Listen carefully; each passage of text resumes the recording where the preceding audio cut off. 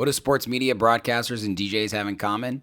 A nonstop grind fueled by a passion and a love of the game. That's the thread running through today's episode. And the crazy part is, this story starts in the same place. Tony East and I both grew up in Zionsville, Indiana, walked the same high school halls, but chased completely different careers. He went all in on sports media and became one of the go-to voices for the Pacers and the Fever. I dove headfirst into music and built my path as a DJ and a podcaster. Two different arenas, but the same mindset. Hustle, resilience, and chasing the dream. And now, years later, we're linking up full circle, recording this conversation on my mom's back porch in Zionsville, right where it all began. This is a really special episode for both of us. Let's get into it so you guys can hear his full story for yourselves. This is episode 252 with Tony East.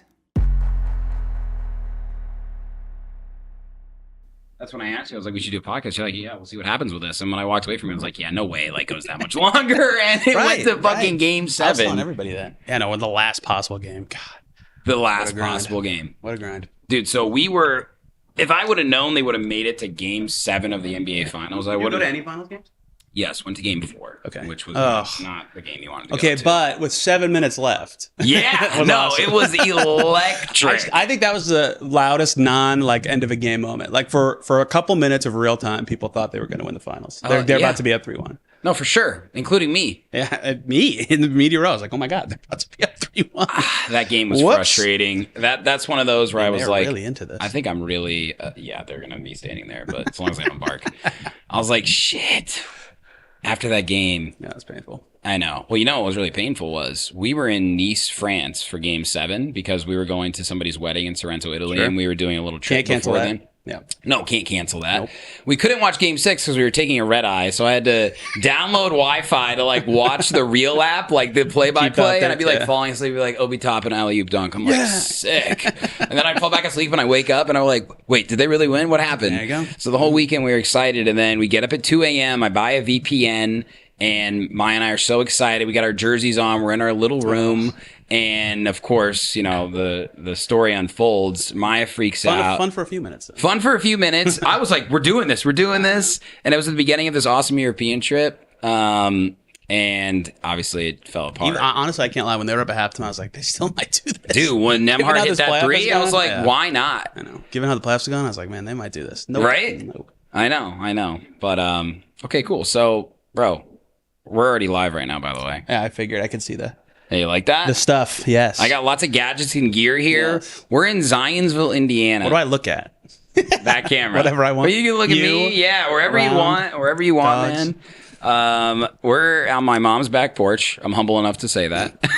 The Ville, though. The Ville, man. Where we had to do it. Dude, and we got to talk about Zionsville because we used to live in the same neighborhood, Thornhill. Shout out to Thornhill. That was probably the best neighborhood in Zionsville, I feel like, right? A lot of people our age. It's definitely in terms of Halloween. We were we were the king size candy bar neighborhood. Yes. Right. Our families would all hang out too. They're like, the kids are gone. We can all drink wine on the driveway. It's like, they got a fun night too. Yeah, they would always have a great time. Yeah. But we you remember how Thornhill was laid out. So my backyard connected to a bunch of other backyards, and then that connected to the end of your cul-de-sac. Yep. And you lived next to the Panolas. And the Connors, the Mans, the Boozes, the Mahers. Mahers on our street. Oh my gosh, everybody. It was crazy.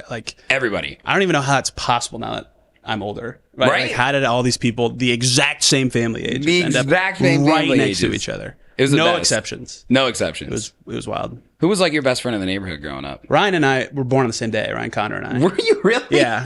Both April 1st, 1995. Wow. So we lived right next to each other. So we were really close. Our parents had to make a rule that we couldn't call each other's house phones to ask if the kid was available until 9 a.m. because we would wake people up calling too early in the day. Oh, my God. But it was always sports. I mean, you know how it was there. Yeah, of football, course. basketball, something outside. That was the best. And I was the only one who didn't do college athletics in any way. Of all those people. Yeah, you literally all about of them did. The level of athleticism on that street. Because Eric Booth was a really good golfer. Yep. If I remember. Obviously, all the Panolas were just Wrestle, gifted football. Athletes. Ryan was a wrestler as well. Ryan did football at Franklin, and Michael wrestled at Trine. Michael, that's right. Yeah. He might have been your grade or one. I don't know. Close to you. Yeah. How are they doing? They're great. I just at Jake Man's wedding was 3 months ago. Man, time is going crazy fast. End of June. Between the end of the Pacers finals and the start of free agency and stuff. So for me, like the 2 days of dead time I have every year, Jake Mann's wedding, right in the middle. But yeah, I saw all of them there. It was really fun. But they're all great. Dude, it's crazy the schedule that you're on. I know you walked in, you said, no, these cameras are amazing. That's one thing, bro. But the level that you put out content and record content is incredible. Like, seriously. Is it just like it's a daily grind for you? You're so used to it? Yeah, it's like that's what ping pongs around in my head like all the time is the NBA, basically. Like even in college when I wasn't doing stuff, just thinking about the NBA. Thought about my favorite, the Wizards, all the time. Is that your Roman Empire? You're just always thinking about the NBA. It wasn't, honestly. Like when I was a kid, I liked baseball. Like I would buy this top 10 MLB stats book like every year, right? And so like if no one broke into the top 10 of a stat, it was the same top 10 players as the year before, but right. So I liked, and then I got to college, and I was like, basketball. And you went to IU? Yes, where basketball is a thing, obviously. Let's go Hoosiers. That's right. Go Hoosiers. What year did you get there? 2013. Okay. Man. So we were going there at the same time. I was going to say, I think you and I overlapped for probably a year. You're just 2 years younger than me. Yeah, okay. So when I got there, it was the the Watt Shot year, the number one seed. I was actually at the Watt Shot game. Wow. In the student section, and it has to be probably the greatest live sports memory in my life. Insane, yeah. And you realize how lucky we were to be like at IU during that time too. Just like the energy and the sports culture, and I don't know. If we had Signetti, we were there. My God. Yeah, well, can you imagine? True. Right now, no one expected that though. No. I just went for the points for the basketball tickets, basically, right? Yeah, you show up to 2 football games, it helps your bursar or whatever. Oh, the bursar. I remember some of those words. Yeah, we got lucky. And I got there, so I was post Vic and Cody by a year, I think. Okay. But I had Yogi every year. The best. Yeah, awesome. I sat next to his dad when they beat Kentucky in my senior year. No way. In Des Moines. Yeah, that was just complete luck. You were sitting next to him like as a fan. Yeah. We got tickets that were like kind of high up. We're like, let's just walk down and see, because it's, you know how it is for those games. They sell the tickets for both. Yeah. You know? Right. So we just went down and they were like, what? No one said anything. Right. We just happened to end up where all the parents were. So we were right next to Yogi's dad, and they beat Jamal Murray, and it was awesome. God, dude, that was my best team when I was. That was your best team. Yeah. Yeah, and when did who else was after that? Because Yogi was obviously so iconic. There was a little bit James of Blackman, James Juwan Blackman Morgan, Jr. Of course, all those guys. Yeah. God, dude, looking back on those days is just like it's a long time. But that's what flipped me is like I loved IU basketball, and I thought Tom Crean was so bad at the time. Yeah. Now that I'm older, I'm like, yeah, Tom Crean was pretty good. Yeah, probably should have liked that guy. So just in terms of becoming a fan, that team flipped you of basketball versus MLB. Yeah. Wow, I think so. And I had a kid on my floor.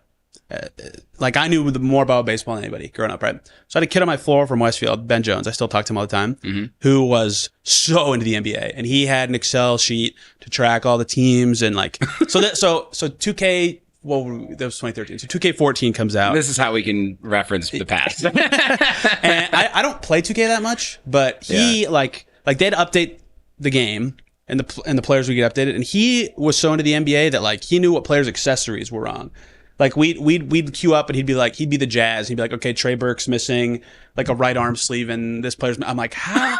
Huh? Oh my God! And it like blew my mind. So I was like, okay, I gotta get hip with the NBA to keep up with Ben Jones. And Yeah. it got out of control.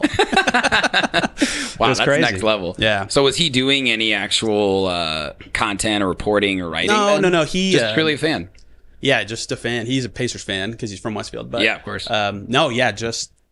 He still probably could tell me more than I know now. I still keep we all up have a with friend him, like that, dude. Yeah, right. No, he.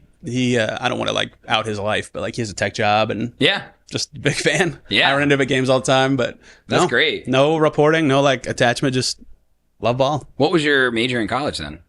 Math for 2 years, and then I didn't. Math guy. Yes, that's. If you've listened to my podcast ever, too many numbers. I was going to say it's my biggest complaint about myself. Too many numbers. People don't care about numbers. I love the numbers, but then I graduated public finance. Okay, got it. Yeah. And did you get a job in public finance or I started at an environmental consulting firm doing like accounting for like big projects. Okay. And then I became a data chemist. A data chemist. Yes. So every time there was environmental data, especially involving chemical compounds, I was in charge of all the numbers involving that. And you're probably like, how the hell does this get you to sports? But no. So I did. But like it worked out. opposite. Well, for like being right here right now, it was a consulting job and we billed time. Yeah. So like if you did 8 hours of work in a day, it didn't really matter when. Not that if anyone who's working there is listening, I did work every day. But like if I didn't work from 12 to 2, but then I did it from 8 to 10. Yeah, I got it. It's fine. You're still billing hours, right? So yeah. it was like still important and cool and interesting to me. I love Excel, but I could do basketball stuff too. For sure. Which was nice. So you were still very much a fan of the Pacers and the NBA during this time. Yeah, so I was a Wizards fan growing up, and then I was blogging. Wait, were you? Yes. Oh, yeah, you said that earlier. Because we moved to Indy as a family, and I was pretty young, like 4 or 5. Okay. And then by the time I'm like impressionable enough to get into sports, well, I mean, pick your age, 6, 7. Because like my family was not into the NBA. So like right when I'm impressionable to get into sports, brawl, right? And no one cared about the Pacers then. So I was just like, whatever thing would lure me, and that happened to be Larry Hughes and Anton Jameson. So, dude, Anton Jameson. And then I loved John Wall at Kentucky, which is hilarious now because I went to IU. Yeah. And then that just so happened the Wizards had the 3rd best odds that year and won the lottery. Wow. So had they not won that, maybe it wouldn't have stuck. But then I was like, oh, cool. So I cared about them the most. But again, I was not a huge NBA fan until college. Are you still low-key a Wizards fan right now? Well, that's how I started doing this. I blogged about the Wizards in college. Oh, okay. So when we moved to India, I was like, oh, maybe I'll just do some Pacer stuff because I'm here now. Like I would buy tickets to their preseason games because they were like $6 and I'd just take notes. But yeah, I still... Like I do my cap sheet stuff for the Pacers. I also have a Wizards one. I just want to know. So when the Wizards play the Pacers, you are having a great time. I can't. Like I'm not. What about that record-breaking game that happened last year too? It was great. That was awesome. That was awesome. Like Alex Sarr hit 3 threes in the first quarter of their game this year, and I had trouble being like, yes, let's go. I can't do that. It's not appropriate. But yeah. It was like underneath it all. Yeah. Oh, very exciting.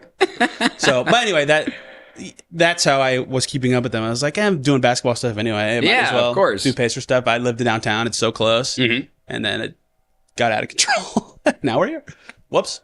So let me dig deeper onto because what I studied in college was telecommunications and design and production at IU, right? Yeah, I've actually never asked you that before. No, you're good. So I have a day job in logistics still, actually, just to kind of keep the lights on. Yeah. And I was fascinated with the behind the scenes aspect of sports culture. I worked with IUS TV, if you remember them. Yeah.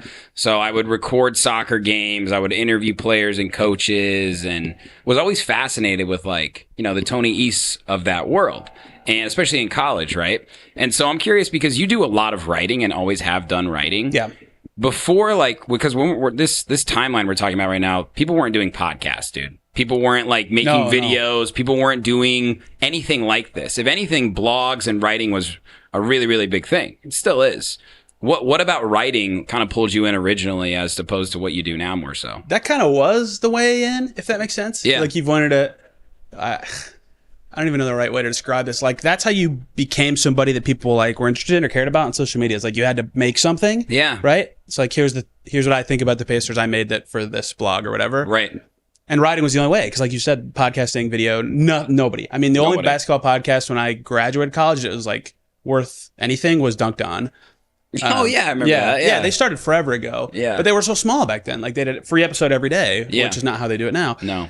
And outside of that, it was nothing, right? And now it's many people who were awesome writers back then, it's that's their primary job now. I was listening to Zach Lowe on the way here. He only podcasts now, right? Zach Lowe. Yeah, I love Zach Lowe. Yeah. But he was only a writer back then, right? And so that's true. That's kind of how people got in. And I listened to Dunked On all the time because they do a lot of the salary cap stuff, which I was interested in. Yeah. So I was like, oh, this would be fun. And I'm a better talker than writer, personally. But it wasn't a thing. So that's why everybody started with that. And also blogs were better. Yeah. Back then, SEO has ruined blogs. For sure. And people's interest in only trades and free agency has ruined basketball blogs specifically, I think. So it's just way different than it was back then. It's so much different. And worse. Yeah, it's worse. So you're still writing for SI, right? I did that for a long time. I don't anymore. They've become such... I don't want to... Never mind. I used to work there. No, I do not work there anymore. But I did for a long time, yeah. Yeah. But the writing aspect, I feel like, as a journalistic approach to basketball specifically, is so much different, right? So, I know you've done a lot of stuff with Caitlin Cooper, and I got into Basketball She Wrote this year. And it's amazing. It's fascinating to see her and you and everybody else that talks about the NBA, and then how you can really dig deeper from a writing perspective. And there's so much that you can actually, it's like, dude, it's like when you have thoughts in your head and your therapist says you're going fucking crazy, you need to write this shit down. Well, so for her, what makes writing the perfect outlet, and I guess now the NBA is okay with using clips of their product. That's true. So video's fine, but like you need to be able to see what she's saying. Yes. And she is the best, as Rick Carlisle has now told her and said. Oh my God. She is the best. That was amazing. It's not even close. It's like... she's that good. So I try very hard to be like, this is my opinion. Like, I'm not going to read or listen to someone else and they say something. I'm like, oh, maybe they're right. Yeah. Like, this is my opinion on this player or that player. But like, if I think something and then Caitlin says something that like hits that opposite of that, I'm like, oh, am I wrong? Like she's probably the only person who does that. Yeah, it was. She's special. It's impressive. When did you first cross paths with her? Because she's been doing this. Well, she started before me. She was at Indy Cornrows before I started blogging about the Pacers. Yeah. And I don't know when she officially started, but yeah, we crossed paths on the internet in 2018, probably. Yeah. I don't know when she would say that she started. She's been in the game, though. Yeah. She's been around for forever. Yeah. The standard, literally. I know it was really cool. Like during the whole playoff run, she was coming on really important podcasts, like Tim Legler's podcast, and then the interview with Carlisle after the season. It's just like, you go, girl. What else is there to say? She's fucking badass. She actually knows. She knows what she's talking about because players and coaches like respect it. Yeah, when Ty started wearing that shirt, jump passes are okay now. Right. He said on, I think it was Old Man in the Three, that he like saw a play that happened when they were playing the Hawks. Yes, that's right. And he like messaged Caitlin, was like, "Did you see this?" I was like, that's when you're like, oh man, like a player wants me to know. Tyrese Halliburton is thinking about you during other interviews and referencing your work. Right.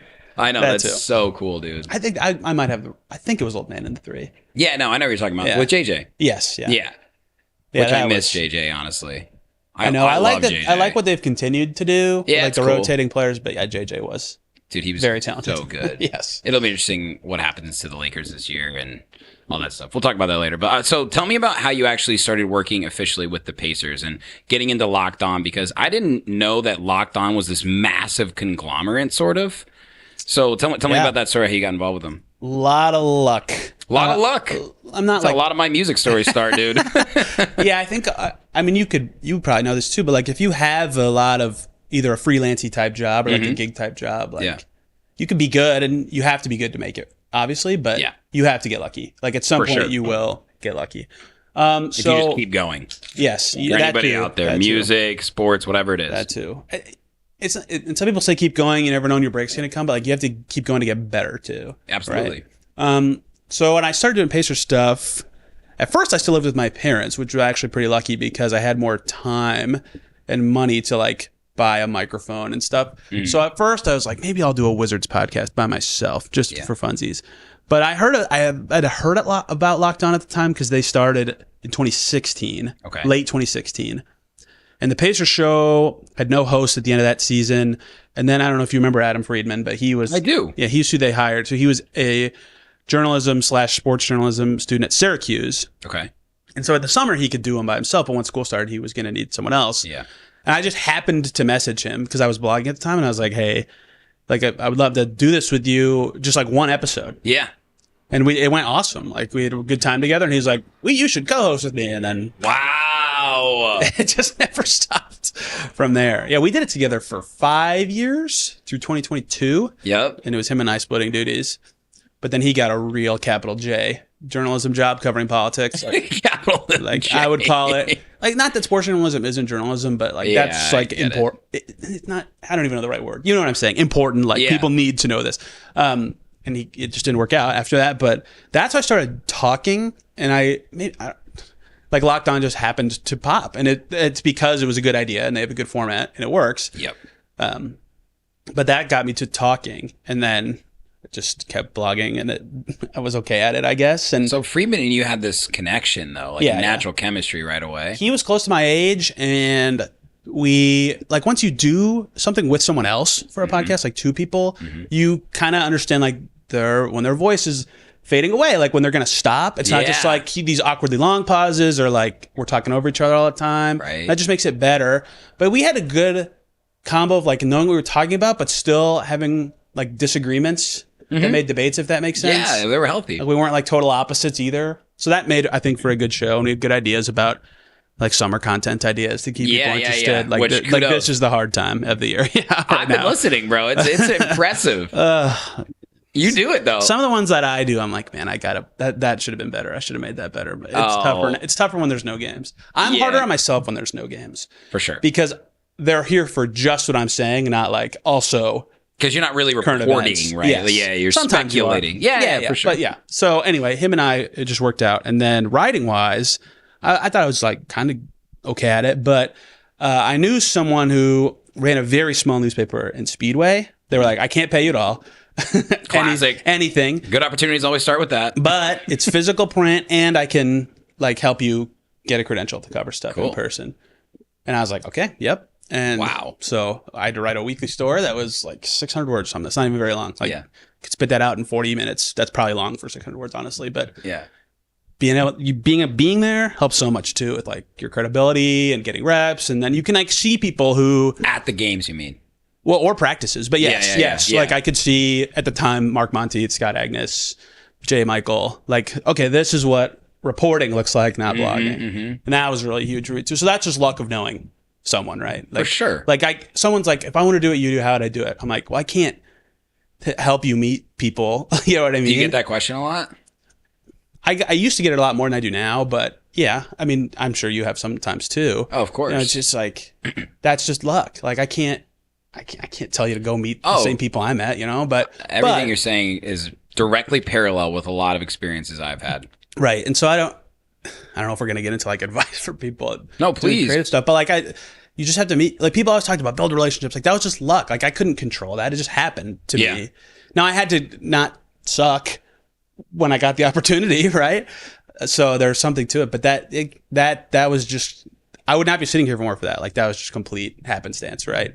And I did. So I won't say people's names, but the person I knew, they went to like an Indiana Sports Corp event, and they were like, "I want to meet you in person before we agree to do this. Yeah, I want you to come to this." And it was at like 2 p.m. on a Friday, and I still had a job, so it's like I can't leave work for 3 hours. And she's like, "This is the only time I can do it." Yeah, and it was right before the Pacer season. I was like, "Oh man!" So I left work. I did it. I did not tell my boss. I just bailed at 2, and I just hoped nobody would say anything. And I got very lucky. Was this the data chemist days? Yes. Yeah. Yes. Okay. Yeah. I had an awesome boss at that job. Yeah. So if I had lied to him and then told him later, he wouldn't have cared. But I got very lucky that nobody needed anything from me that day, and it worked out. Serendipitous, huh? I know. Yeah. That was a stupid life choice that worked out. I also can never tell. What is it? Look, I was just watching this recently. It's when opportunity meets preparation. Yes. You were very prepared over all these years. If you go back to all the way to the dorm room, who was your friend's name again? I don't know if he's not shy, but he's quieter. Ben Jones is his name. Ben Jones. Shout out to Ben, right? Like you saw what it takes, or like what a real passion looks like with like the Excel spreadsheets and stuff, which I think is really, really cool. And then you found the love for it, right? And you kept getting better and kept, gaining more knowledge and interest. And then all of a sudden one day something happens, and that is luck, but you prepared and the opportunity came, you left work that one day and you just did it. Well, did you have the same thing with music? Like, who did you meet? Did you practice at home? Like, so do you remember Topher Jones? No. He was like 10 years older than me, right? So he's like the only other DJ that's ever come out of Zionsville specifically. Okay. And he moved to... Ryan Watson takes offense. Oh, Rad. I booked Rad to open for me in Indy, actually, a few times. Shout out to Rad. So Topher, I like saw as someone that could actually be successful in music from Indiana, because I went to IU. I loved electronic music. That was kind of the boom of electronic music, but like what really made me want to actually try and pursue it was seeing someone that I know, or from a distance. We had friends of friends, but I got in touch with him. I was asking questions. He inspired me, right? So like that happens for a lot of sports writers and sports journalists.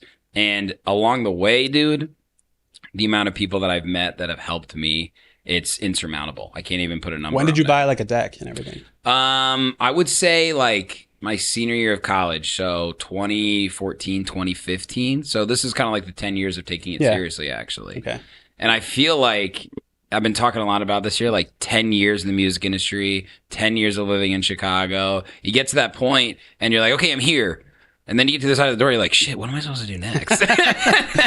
I know. And it's a little daunting, but you realize, like, I've learned so much along the way. You just have to keep trusting yourself and putting yourself in these right positions. But, I mean, the list goes on and on, dude. This is episode 252 of my podcast. Wow. So I haven't done as many episodes of you, but, like, as you, but every episode I've done, while sometimes it might feel like it might not result in something, what you realize is everything you do has to be for you. Because if you don't love and enjoy that process, then you'll never be able to keep going. You'll burn out. The product won't be good. People notice. Yeah, and of course they do. Like people want, and a lot of times people want to do a creative thing, but they have one idea or like two, and then they do the two, and they're like, okay, like, that's it. Well, let's talk about people that say they want to start a podcast. I think my God. I'll tell you this. Like, I think it's my job. So this is get off my high horse, right? But like, there's too many podcasts, right? There are. The barrier for entry is so low, and it's like good that people can. It's good that people can say things they want to say, but like, you know this, you don't do it because you have like two ideas. You like the conversation part of it, or the production part of it, or the subject matter, or in many cases, all of them, right? Absolutely. And that's the important part. I think no one understands that. They do one, and they're like, "Wow, this is a lot more work than I thought." Well, or they do one and it's no work, and there's no production, and it looks like shit. It doesn't look good, or like there's so many long pauses, or like one person's audio is super loud and the other one's really quiet, or it's all on the left side of my ear. I'm like, dude, this is not hard to fix. Like none of this stuff would take you very long to figure out how to fix, but then they never do it. That's the one that drives me the most crazy, is when person talking the most loud. Yep. Guest chimes in and they're like, oh, it's awful. It's so quiet. I'm like, oh my gosh, it's so easy to fix. Dude, I take the audio very seriously. Yeah, that's the part I take the most very seriously. seriously. I have to do a video component. I do it. When did you have to start doing the video? Have to is a strong word. Like YouTube is a good opportunity, and we can. There's a lot of fans there that aren't podcast listeners. And are you running the YouTube for Locked On Pacers? Yeah, I do. I do pretty much everything that goes on there. Dude, respect, because YouTube is a beast. It is harder. There's a lot of stuff I don't know about it, admittedly. Yeah, like I think the reason I was like, what is going on? Because I don't consume podcasts that way. Yeah. Myself. On YouTube? Yeah, unless it's only there. There are some that are only there that I obviously do. Like Pablo Torre recently, I've been watching his. And a lot of, like what you do, this is better as a video for component. Social media, you know what I mean? Mine like is almost exactly the same because it's just one camera and just me. But like I look at comments that are like, look at the camera the whole time. And I'm like, why are you, like, for 30 minutes, you just staring at me? Like, and I listen to podcasts, I'm like doing other stuff, right? Somebody said, look at the camera more? I get that like once a week. That's a little creepy. Like, why are you looking around? Why are you looking around? Why are you touching your nose? I'm like, I'm not thinking about it. Like, I don't know. But no, I can't fault them for caring, right? But well, also, you're looking at stats a lot of the time, too. I do. I have like my notes off to my other monitor. But then that's the other thing. If I'm like just staring at that, I know that would look horrible. Yeah. Right. So I try I've never noticed you doing that, actually. Look forward. I usually listen. I feel like for sports podcasts, like listening it's easier to digest the information and really hear it. I do like to watch sometimes. Well, like this, like well-produced stuff is better to watch. That's the point, right? But mine is a camera that I set up on top of my laptop screen, and dude, you get the job done. There we go. Yeah, I guess. So we had to do a lot of the like design stuff. Like I don't like having a Pacers shirt and a Beaver shirt up behind me. But that's the top. That's the subject matter. I was going to ask you about the decor in your room. I feel like I know your room. I know exactly what it looks like. It's just the hodgepodge of basketball stuff I've acquired over the years. Yeah. So like, it's not like weird to me to have Pacer stuff up. It's what I'm talking about. It's just like, right. Like I wouldn't have this in my house if this wasn't my. Well, what about when you're in these random ass hotel rooms and then you put the little shirt up? I bring the flags. Yes, I know. I gotta have something. I need it to be like clear that I'm not just some psycho. And I know it's like dangling it from a lamp or. Like, I have multiple times gone down to the hotel lobby and been like, "Do you guys have tape? Like I need to tape a flag on a wall." And they're like, "What?" No, sorry, but I don't want it to just look like I'm like in a prison wall or something. Yeah, so like, okay, there we go. Some of those New York City hotels look like prisons, dude. The room is half this size. It's so literally small. That's hilarious. But yeah, I'm not good at that part of it.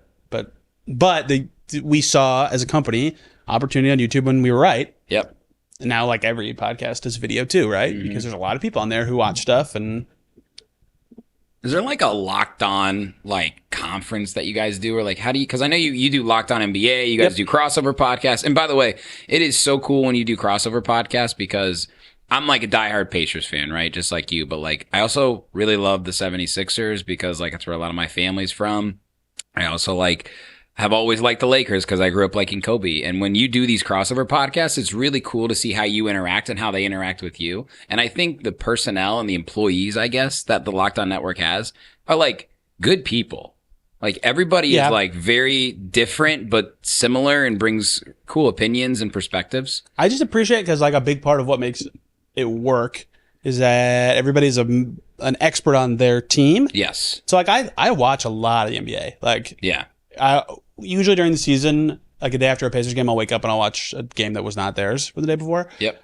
So I like to know what I'm talking about, but I like when I'm like, okay, this, like I just did one with the Raptors guy. Like he knows the Raptors. Like he's going to know all the stuff about this morning. Toronto, great, and I love Sean's Canadian, everything. But like, you know, I love that part of it. The opening that was so funny is Tony's East. That was a strip club. A men's club, I think, actually.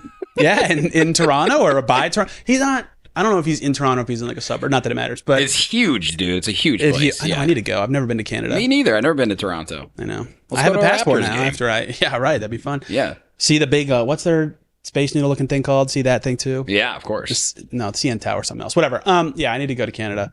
Yeah, but that's what I like. We don't have a conference or anything. We have like an executive group that has a conference every year, but we have like a group chat, I guess. And yeah.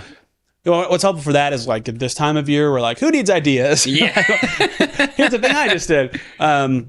Yeah, just to have somebody everywhere and like, oh, here's the big thing that just like Kawhi right now, right? So it's like Clippers guy. Everybody's talking. Clippers guy. I cannot consume enough Kawhi Leonard content right now. It's Me so too. interesting. But yeah, our Clippers guy, it's like, okay, I can hear it, listen to him, or he knows Clippers people who will come on and talk to him about it. Mm-hmm. So it's, and most of our people I think are very good about information and entertainment. Yeah. Which is another whole line of podcast discussion. So it's like, I'm learning and I'm like, oh, this is fun. And they have Locked On for every team. NBA, NFL, MLB. I think we have every NHL right now. I think they have golf, don't they? They've Locked On. We had I think we did golf for a little bit, and many of the big enough to merit it colleges. I don't. That sounds rude, but you get what I'm saying. Of course, yeah. So how many employees are there? Do you know? Well, we're technically contractors. Not that matters for your question. Are you? So you're not like no, that makes sense, I guess. Yeah. Performance, man.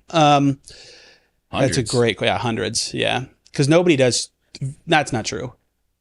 Nobody does two niches. Yeah. Like nobody does Pacers Colts, for example. Yeah, like I can fill in on NBA once a week, because that's what I do now, but I couldn't do all of the NBA shows and all the Pacers shows. So every single one has their own person. So yeah, hundreds, 150 to 200 for sure. And was Locked On when you started working with the Pacers? Like, was that how you represented? Like, I'm curious about like being media personnel. Like you're the guy who's asking Rick Carlisle questions. Are you representing Locked On there? So that's why the newspaper was so helpful for me. I was there for them. Okay. So it said West Indianapolis Community News on my like press pass thing. Got it. In fact, I don't think Locked On's ever been how I get credentialed. Not that that's like technically semantically important, but yeah, you are technically representing who's on your thing. What is the inner name tag now? Forbes right now. Oh, okay, so got it. So like that's what who you're there for, right? Okay. And so anything I get at the game or ask about, like that is what it's supposed to go into, or like it's supposed to be for. Right. Technically, I mean, not that you write about. I don't write about every game. I wish I did. Yeah. But then I can obviously use it to talk about it. It's not like they're gonna be like, oh, you can't talk about that. Yeah. So but technically my first game I ever got credentialed for. So the founder of Locked On is David Locke, who's the radio guy for the Utah Jazz. Is it? Hence the name. Yeah. Oh. So they have broadcast assistants who just help them like take stats during their radio broadcasts when they're the road team. So when the Jazz came, he had me sit and track stats for the game to help him. So that was actually my first time I got a press pass ever. That's so cool. Doing that. Yeah, that was fun. What year was that? That was January of 2018. That was the first game I was allowed to go to. Holy shit, Tony. You've been doing this like long time. Deep for 7 years. Too long. Not too long, to be clear. I love it. Long time. Yeah. But it's a grind, dude. It is. Because you're on the team's schedule. Yeah, and Fever too now. And Fever, so you're year round. It used to be great. So when I started doing Fever was 2020, because it was the wubble, right? Yeah. And it was COVID, so we were all at home anyway. Right. And from 2020 to 2022, both the Fever and Pacers were bad. Yeah. So Pacers would end like April 10th, and then the Fever wouldn't start till May, and then the Fever would be done September 1st. The Pacers don't start till October. So it's like 2 months or like a month and a half of the year. I'm like, all right, I don't have a lot going on. And I'm like, oh, you're both awesome. And the Fever are like the third most popular team in American sports when Caitlin's playing. I'm like, okay, well, dude, Lakers, Cowboys, Fever. Okay. Have you noticed streams, downloads have gone up over the past 2 years for both teams? Oh yeah. Well, that's something that actually is sort of relevant that I don't talk about very often. Like, when Adam and I started, we got lucky because the Pacers were supposed to suck. We started right when they traded Paul George. Yeah. Like, our first show together was 2 days before they traded him. Oh, God. And so Vic being really good and interesting was so lucky. For us, that was a crazy year. It was awesome. That helped us a lot with people being interested in the Pacers and oh, look at that. There's a Pacers podcast. And that was when the podcast bubble was kind of starting. Yeah. And Locked On started with just NBA because David was doing the Jazz, obviously. Sure. So, yeah, that was really helpful. But, yeah, I mean, I've gotten lucky that I've kind of got a steady growth every year. Mm-hmm. And a lot of that is that my show's decent to good. Absolutely, dude. But some of that is that Vic happened, and then when he stopped happening, podcasts really blew up, and then COVID happened. And then when that bubble kind of slowed down, Tyrese Halliburton's just like a top 10 player in the NBA. Cool. So I'll be curious how this year goes. I think it will go well. I think it's going to go well. But especially in terms of fan interest. But Vic, I got really lucky with Vic. And Fever numbers, it's like incomparable. God. It's not even. It's like. Are you doing Locked On Fever? We did Locked On Women's Basketball for a while. It's still a thing, but I don't do it anymore. Right. I didn't think so. Yeah. But you're writing about them. Yes. Yeah, that's right. I would yap about them if somebody wanted to ask me to. But let me ask you a crazy hypothetical about this year's the Pacers. Do you think the mystery of this year would make it almost as interesting, if not the same level as interesting, if the Pacers lost in Game 7 and they were going to repeat? Because there's so much unknown about this year with the contracts and the players. I mean, everyone would expect them to get back to the finals, but the mystery of Jackson, our center by committee situation, Nembhard stepping up, Mathurin. That's a good question. I'm worried that the mystery will be gone very quickly. Yeah, that's probably true. Like if it's 15 games in and they're 5-10, and like no one feels so much better than last year. If it's like, okay, like you know what the young guys are. I don't think that's going to happen. To be clear, I predicted that they will win. You said 42, and yeah. Okay, to be clear, I picked 42 because it was fun. That was a funny episode. My actual gut would have been 41 and 41, but like it's so boring. I would have been like, I predicted half, so now I can say I picked a winning record. Yeah. But yeah, about there, right? So their start of their schedule's hard too. It's very hard. Like the hardest stretch of their season. So it's going to be weird to see how much the mystery grips fans. Because no expectations is fun if you like exceed them or you're interesting. Mm-hmm. But if you have no expectations that you're bad, fans are like, oh well. I know what this year is. It's hard for my heart not to be in even more though. I know, and that's what made the Vic season awesome. Besides that, he was top 15 player in the league. Like no one thought they'd be good, and they were legitimately quite good and almost won a playoff series. Right? Yep. I mean, because they were good, and no one knew anything about half that team, people were really interested. But like if I've never had I can't, I'm sure there's been a million NBA teams where this is the case, but like a no expectations year and then you suck. Mm-hmm. Like how's that? I've never covered one like that. I don't think they're going to suck, but they're not going to suck. How will that feel? How would that feel? Well, when I talk to, so I have a lot of friends in music that are also like huge NBA fans, right? Okay. Yep. Celtics fans, Bucks fans, Lakers fans. And especially Celtics fans this year. Like I was talking to one of them recently, and of course he's from Boston, so he's very hard nosed, and he was like, "We're gonna do great this year." I was like, "Are you?" But that's what I'm saying. Like Pacers fans to me are a lot different than a lot of other fans that I've met because I go to a lot of away games, right? Yep. I go to all the Chicago Bulls Pacers games. I go to all the Milwaukee Bucks games. Last year I went to a Lakers game. We went to Game 7 in Madison Square Garden. In the 2 years ago? Yeah. All-timer. It was awesome, dude. So and I'm always out in the streets interacting with the fans, looking to talk ball. And it's so funny, the discourse in person versus like on Reddit and Twitter. And like you go to a Milwaukee Bucks game and online they're like crazy fans, you know what I mean? Like they're wild. But they're actually very nice people. I love I like going to Bucks games because I like Wisconsin people. Me too. And I like Milwaukee a lot. Yeah, they're nice. Milwaukee's great, dude. I've told people this, like, everybody says where they're from is the best or worst drivers. I think Wisconsin is the best drivers. You cross that state border, it says welcome to Wisconsin. People are getting out of your way. Yeah. Everybody turn signals. They carry that niceness into basketball. Maybe they're all tipsy because they got no DUI deal there, right?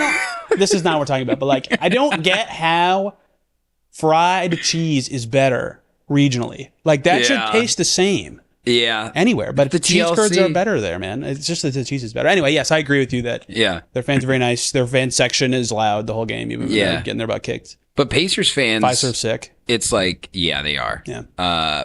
I guess, like, from your perspective as like someone who's from Indiana, you work with the Pacers. Yep. Emotionally, like, how do you separate those two things? Because, like, you're a fan, but you're also reporting, and you maintain a pretty even keel on Locked On, by the way, like, which I feel like must be hard to do after like a tough game. Because, like, if you listen to an episode of Setting the Pace after a bad game, like, they are like pissed. Yeah, and you're like, guys, I need some positivity here. Yeah, energy is like what you have to bring that every day. Yeah, right. That's when I'm the most disappointed. So this is okay. I'm gonna go on a tangent before I answer your question. Do it. So tangent one is like, I record really late, like post midnight a lot. Part of that is because I want to hang out with my wife when she gets home from work, and then after she goes to bed, I do it. The other part of it is like, especially in free agency, I get in a habit of like, I'm not going to bed till I know they're not making a trade or signing somebody tonight. So you to wake up tomorrow and you see they made a move, and then I'm not talking about it. Yeah. And then my episode just feels irrelevant. So I'm really paranoid about that. So I record at like 1 a.m. a lot. Damn. But I have to have energy. So, so that's when I'm like my most disappointed, is when I'm done with the show and I'm like, dang, like I was so lethargic or tired or just like really boring. And I'll be listening back editing. I'm like, what happened there? Maybe my topic wasn't interesting enough for even me, which is hard.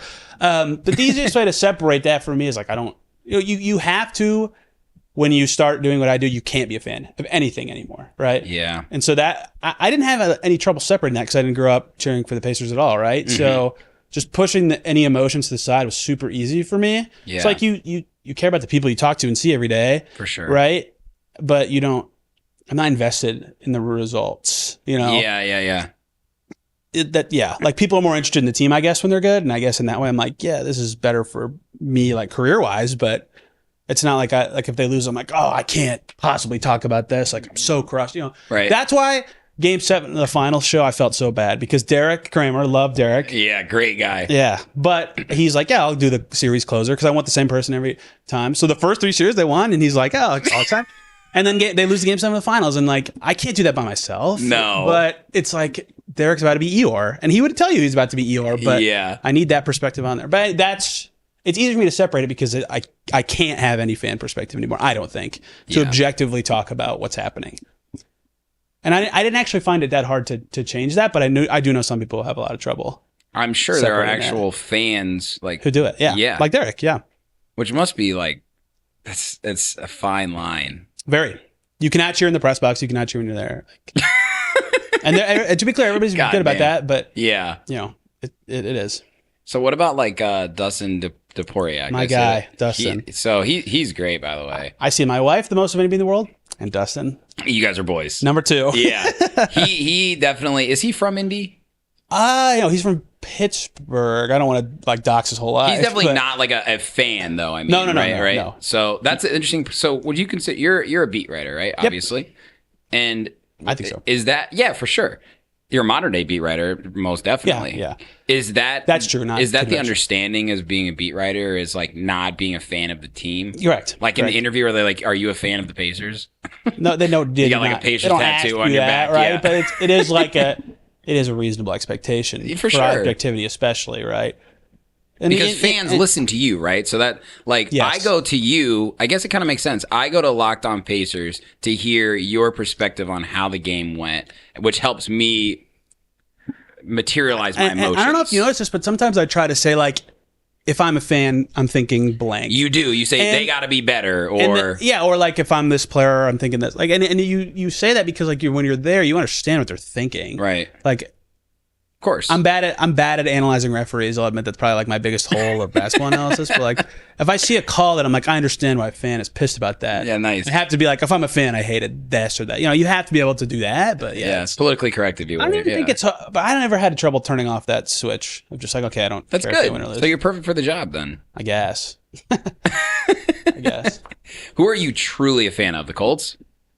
No, I don't know what happened. Just because we lived in Chicago suburbs at first, and then we moved here. Yeah. I don't know why Colts didn't stick for me. No, my sports teams are all over the place. They're all over the place. I don't watch NFL anymore. I don't really either, honestly. I'm happy. I mean, it's nice when the Colts are good because I hear about them a lot and talk to people who cover them a lot. For sure. And there's no baseball team here. Yeah. That's the problem. So there was no Pacers for me because of the brawl. Yep. And there's no baseball team here. Yeah. So it's like everybody's like, you have to like teams from the same city. And I understand why that is like a reasonable take, but I'm like, Yeah, you don't have like, to. all my teams are from.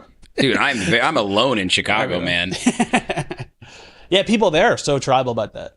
Oh my God. Outside of the Cubs White Sox split, everyone's like, yeah, Blackhawks, Bulls, Bears, and a baseball team. Dude, it's almost always the Cubs. It is almost always the Cubs. It is wild, though. I always say, like, depending on how the Bears are doing, the entire energy of the city shifts because everyone's pretty much a Bears fan in Chicago. Yep. And I walked in on Tuesday morning wearing a Colts quarter zip. I go into my office and I go, God, it's so quiet in here today, guys. What's going on? Nobody hitting the phones? I go, oh, the Bears played last night. Wait, let me check the score. I didn't stay up and watch. Oh, 27. Whoa. Whoa, 3 touchdowns? Guys, come on. Hey, it's just one game. Hilariously, I would say that my favorite NFL team when I followed them was the Vikings. I loved Adrian Peterson. Oh, Dude, yes, awesome. dude. That was my brother's favorite player, but too. I hated Kirk Cousins. And then I just stopped watching NFL. So, like, I guess, like, I the only 2 NFL teams I follow on Twitter, if this counts as fandom, is the Colts and the Vikings. Nice. So, I guess. I guess. So, I know about that Bears game because of that, but I didn't actually watch a single snap of the game. I love that, dude. Okay, so I want to ask you a few random questions, like behind the scenes stuff that I kind of am fascinated as a fan, and I know a lot of people are as well. So when it comes to like little things like traveling with the team and like the hotels and like you know the glitz and glamour that that the NBA players like are made out to be. Yep. How much have you seen or experienced yourself that really isn't so great? It's a good question. So we're not on the team plane or with them at all. Who goes on the team plane? Just like just the team and staff and just announcers the team and staff. And announcers. I think that's it. Okay, so like Daenerys and Quinn and Mark Boyle fly separately. Like no, they're on there. Okay, they would count as the team broadcast. Okay, because they have to beat every game, obviously. Yeah. They sit in nice hotels, right? But they're close to the arena and they get their bus ride and all that. Are you talking about for me or for them? Both. Yeah, I am not the right person to ask because I will stay at a 2-star hotel that costs $25. I'm only there to sleep. Like the whole time I'm in the city, I'm in the arena and then I wake up and I just go work at a coffee shop. Like I don't have to be there. And you're like the last person at the arena too, aren't you? Pretty late, yeah. Especially when I record there. Is that a little creepy, scary? I like taking the picture of it. I know, they're so funny, dude. Yeah. You're the last person there. Other thing is because I record, I like the background to be the court. Mm-hmm. But there is a designated media workspace in every arena. So the people who are writing are all still there. Got it. They're not in the same big open room as me. Yeah. Yeah, the hotel part's not glamorous. Flying is fun. Like, so for me personally, since I'm basically all freelance, I don't go to every game because some games, especially in the regular season, it's not worth it. Like I wouldn't make as much as I'm spending to go. Okay. In terms of more value. In the playoffs, I definitely think I do. I go to every playoff game every year. Yeah. And I drive the ones I can drive to. It's cheap enough that it's worth it. Okay. But I don't go out west or anything. I like when they play the same team twice in a row in the same city. I can go to those and it's worth it. That happens with the Wizards this year. Yeah. So in terms, it's not that glamorous. Honestly, it's so busy. Like, yeah, dude. You get there and then you're pretty much writing or going to the game and doing what you do at home, just somewhere else. And so you don't have your car. Sometimes you have your car, but you don't have your car. You don't have anybody you know except for Dustin. Dude, you're basically a touring DJ. Do you realize?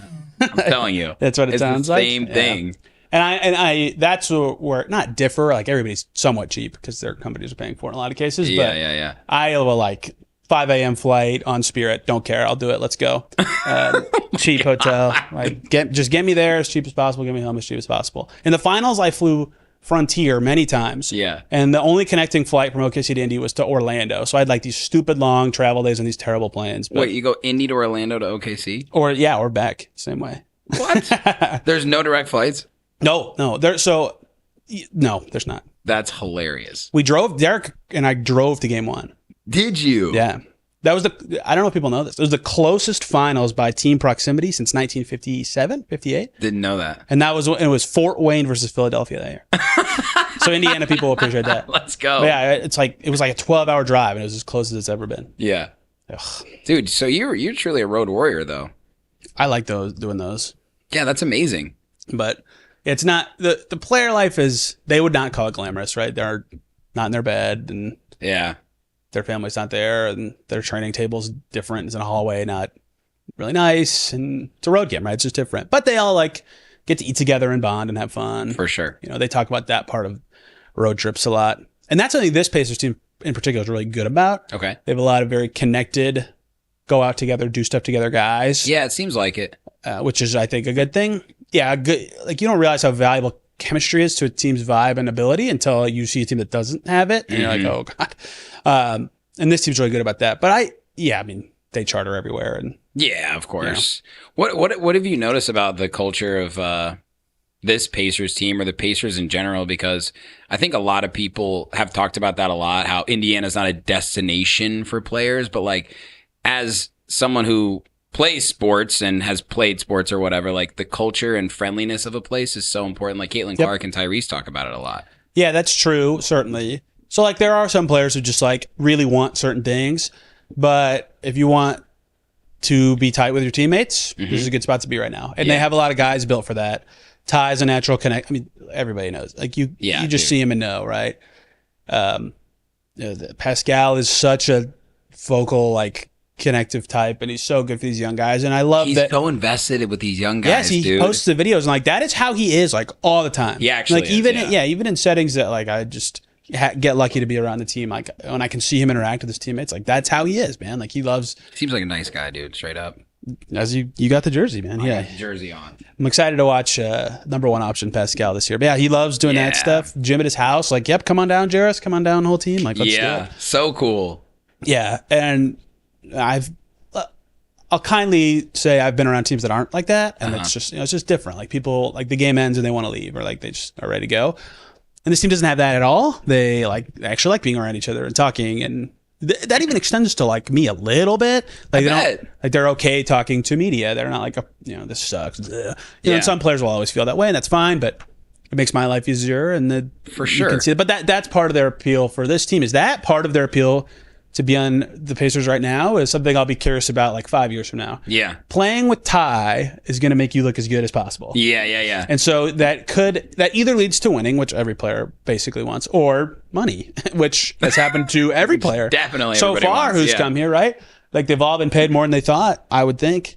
And some of that is Rick's development too, but that's another appeal of the culture in Indiana right now is, one, they're winning a lot, obviously, but like if your goal is to get paid, come on in, right? And it's so much different with how the CBA changed how long players will stay and the caps and stuff. But you feel like everyone's kind of on the same page for like, we want to come to Indiana. We want to be at Indiana. Yes. It's like Tyrese is. That's what made Miles so stunning. Honestly. Yeah, that was crazy. But yeah, like because he was like, Indiana, I love Indiana. And it's like, boom. Okay. All right. See ya. Yeah. Everybody here's been about it and wanting to. And like, that's part of the chemistry part is they want to win with like this specific group of men, right? That's very noble. Even if like they won 50 games, no one thinks that team's gonna do anything, right? Right? And then they did, right? So they always believe themselves and they were right. And you got to listen to people sometimes, and even if you don't believe them, but that's very appealing to people. It's like, I can go do this. Well, it's very Indiana of them, isn't it? Right? Yes, like, it is. What's my favorite part about Indiana, and now living in Chicago all these years, I appreciate where I'm from so much, Tony. I appreciate sitting around a bonfire with my friends. I appreciate hanging out in people's basements when we didn't have anything else to do, right? And these guys kind of like, none of them are really from Indiana. Ty is probably the closest, being from Oshkosh, that Midwestern attitude. Yeah. And I think that's why fans are so invested in the team and it's been really interesting to see how players have also built their own personal brands online. Like, I don't know if you saw Nemhard is now doing a series, right? Pascal does his P skills or whatever. And you get to see who these players are as people. Yeah. and they feel like they're your neighbor in Indiana. They have all that's I've never really thought about that, but they have all fit into like the word I always talk about with Indy is the speed, the city speed. You know, you certainly feel the difference in Chicago. I love it here, dude. There's grass and birds and bees, but and it's specifically only Indianapolis. Like if you get out of the city, it's almost so rural. It's not too slow. It's very rural, exactly. Yes. Yeah. But like if you're not, like Pascal said that when he got traded, he was like, I just want to play ball and chill at my house, right? Like, perfect. Come to Indiana. Yeah. Well, you'll never guess what you're gonna do here, right? Yeah. So great for him. And like they have. Yeah. I don't know that everybody like prefers that, but they have a lot of guys like, I like that. You know, I'm good with that. You know? Yeah. They can all hang out with each other, and look at that. The Fever girls are like that too. Like if you get the right overlap of city and person, it works out. Now there are obviously, as history has shown, a lot of NBA players are like, great, I can live in LA. Like I want to do that, right? The weather's awesome. It's LA. But if you have the right mentality, and they have a lot of guys who like it right now, Indiana can be for anyone. I think that's why I'm really excited about the future, as much as the end of last season hurt. My mom, who's a well-known lacrosse coach here in Zionsville, as you know, I called her after the game, and I was like, man, I wanted to win that one because everyone doubted us. I wanted, the season that Tyrese had being called overrated and how he started and everything about like how we made it to that point. It was like I wanted to prove people wrong. But what you realize is, as a fan, as a teammate, as a reporter, the journey is really what it's all about, as cliche as it is to say. And you think back on those memories. And that's why I'm excited for the future, because these guys are so young. We have great leaders. And it's about being a fan over the course of your life. Yeah. Right? And I think that's what's so cool about being an Indiana Pacers fan versus anything else. Because, dude, the Chicago Bulls fans, oh my God, they're like, we had Jordan in the 90s. I'm like, it is 2025, guys. They were really good for about 3 months in my time covering the NBA. That's pretty much it. They had Jimmy when I started. I guess they were decent then. But then, like, yeah, that's so true. Like, and like the players you remember, or like the seasons or times you remember, is exactly that. Like the spunky fun, winning more than you think teams are like players you've seen grow. Right. Mm-hmm. That's what made Vic fun because of IU. Well, I mean, that was awesome. He was spectacular. But yeah, people in the state knew him already, right? Well, look at Thomas Bryant. That was awesome. Yeah. In that game awesome. Against the that is you mentioned like the separating fandom part. That I still root for IU. That's probably of like sports in general, the only like truly cheering I still do is IU. And so Grace Berger was on the Fever, and they got rid of her in free agency. And I was like, finally, like, no offense to Grace, I liked covering her, but I was like, finally, I can wear IU stuff to games. Yeah. And then Thomas Bryant got traded to the Pacers. I was like, I can't do that now. But I did shoot the shit with him a lot about the Hoosier life. That's cool. He's a great dude, man. He's awesome. How close have you gotten with players? I mean, you interview them. Like, are there stuff where like you run them into the hallway or anything like that? Like, is there a shock factor there still for you? No. I mean, so okay. Legitimate, like, starstruck John Wall. Like, one... that's sick. When he was with the Rockets and he played here, that was the only... I think it's the only time that he, like, truly played, because he was hurt so much since I've been doing this, and then was, like, irrelevant and not playing. Just retired. Yeah, John Wall is the only guy that I was like, oh, there he is. But no, not really. Like, I love watching Steph warm up like everybody else. But no, like, you're around him and see him in the halls enough that... Even the sheer height of these guys, though? Not anymore. That was... At first, yeah, like... So my first media day and the first like picture of me doing the job, everybody has their like token beat reporter standing next to a player. Picture is me next to TJ Leaf, and like I'm looking way up at him, and he's only like 6'7" or 6'8", right? Yeah, but that's big, dude. Like 7 foot tall is like not that jarring to me anymore because I'm around them so much. There are a few. Like if you're really broad and tall, like Jalen Duren, I'm always like, whoa. God, he's big. He's huge. He's cut. And Wemby, of course. Rudy Gobert. Wemby's the only. Even Giannis is freaked out by Wemby. Giannis is huge, but he's not that. He is tall. I don't know. Like Wemby, there's this like drape, like a Pacers drape over the tunnel that the road players have to walk through to get to their locker room. Yeah. I have no way to describe this. It's just like a flag stretched across the hallway. Yeah. And he's the only player I've ever seen have to duck to not hit the drape. And I was like, oh my God. He's so big. I was so, not to be selfish, like I was so bummed the Spurs didn't come to Indy last year because of the Paris games. Oh, yeah. But they have a preseason game here now, so I do get to see him again with my eyes. He's so big. Yeah, he's one. Duran's one. Boban. Honestly, James Wiseman, he's in that broad category. I was like, whoa, that dude's... How tall is he? Huge, 7'1", 7'2"-ish. He's big. I'm excited to see him this year. He's very big. I'm hopeful.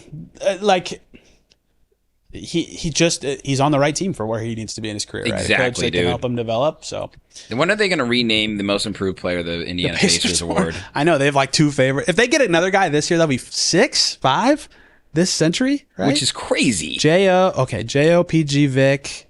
How am I missing some? Danny. Yep. So it'd be 5. Yeah. Wow, that's crazy. Incredible.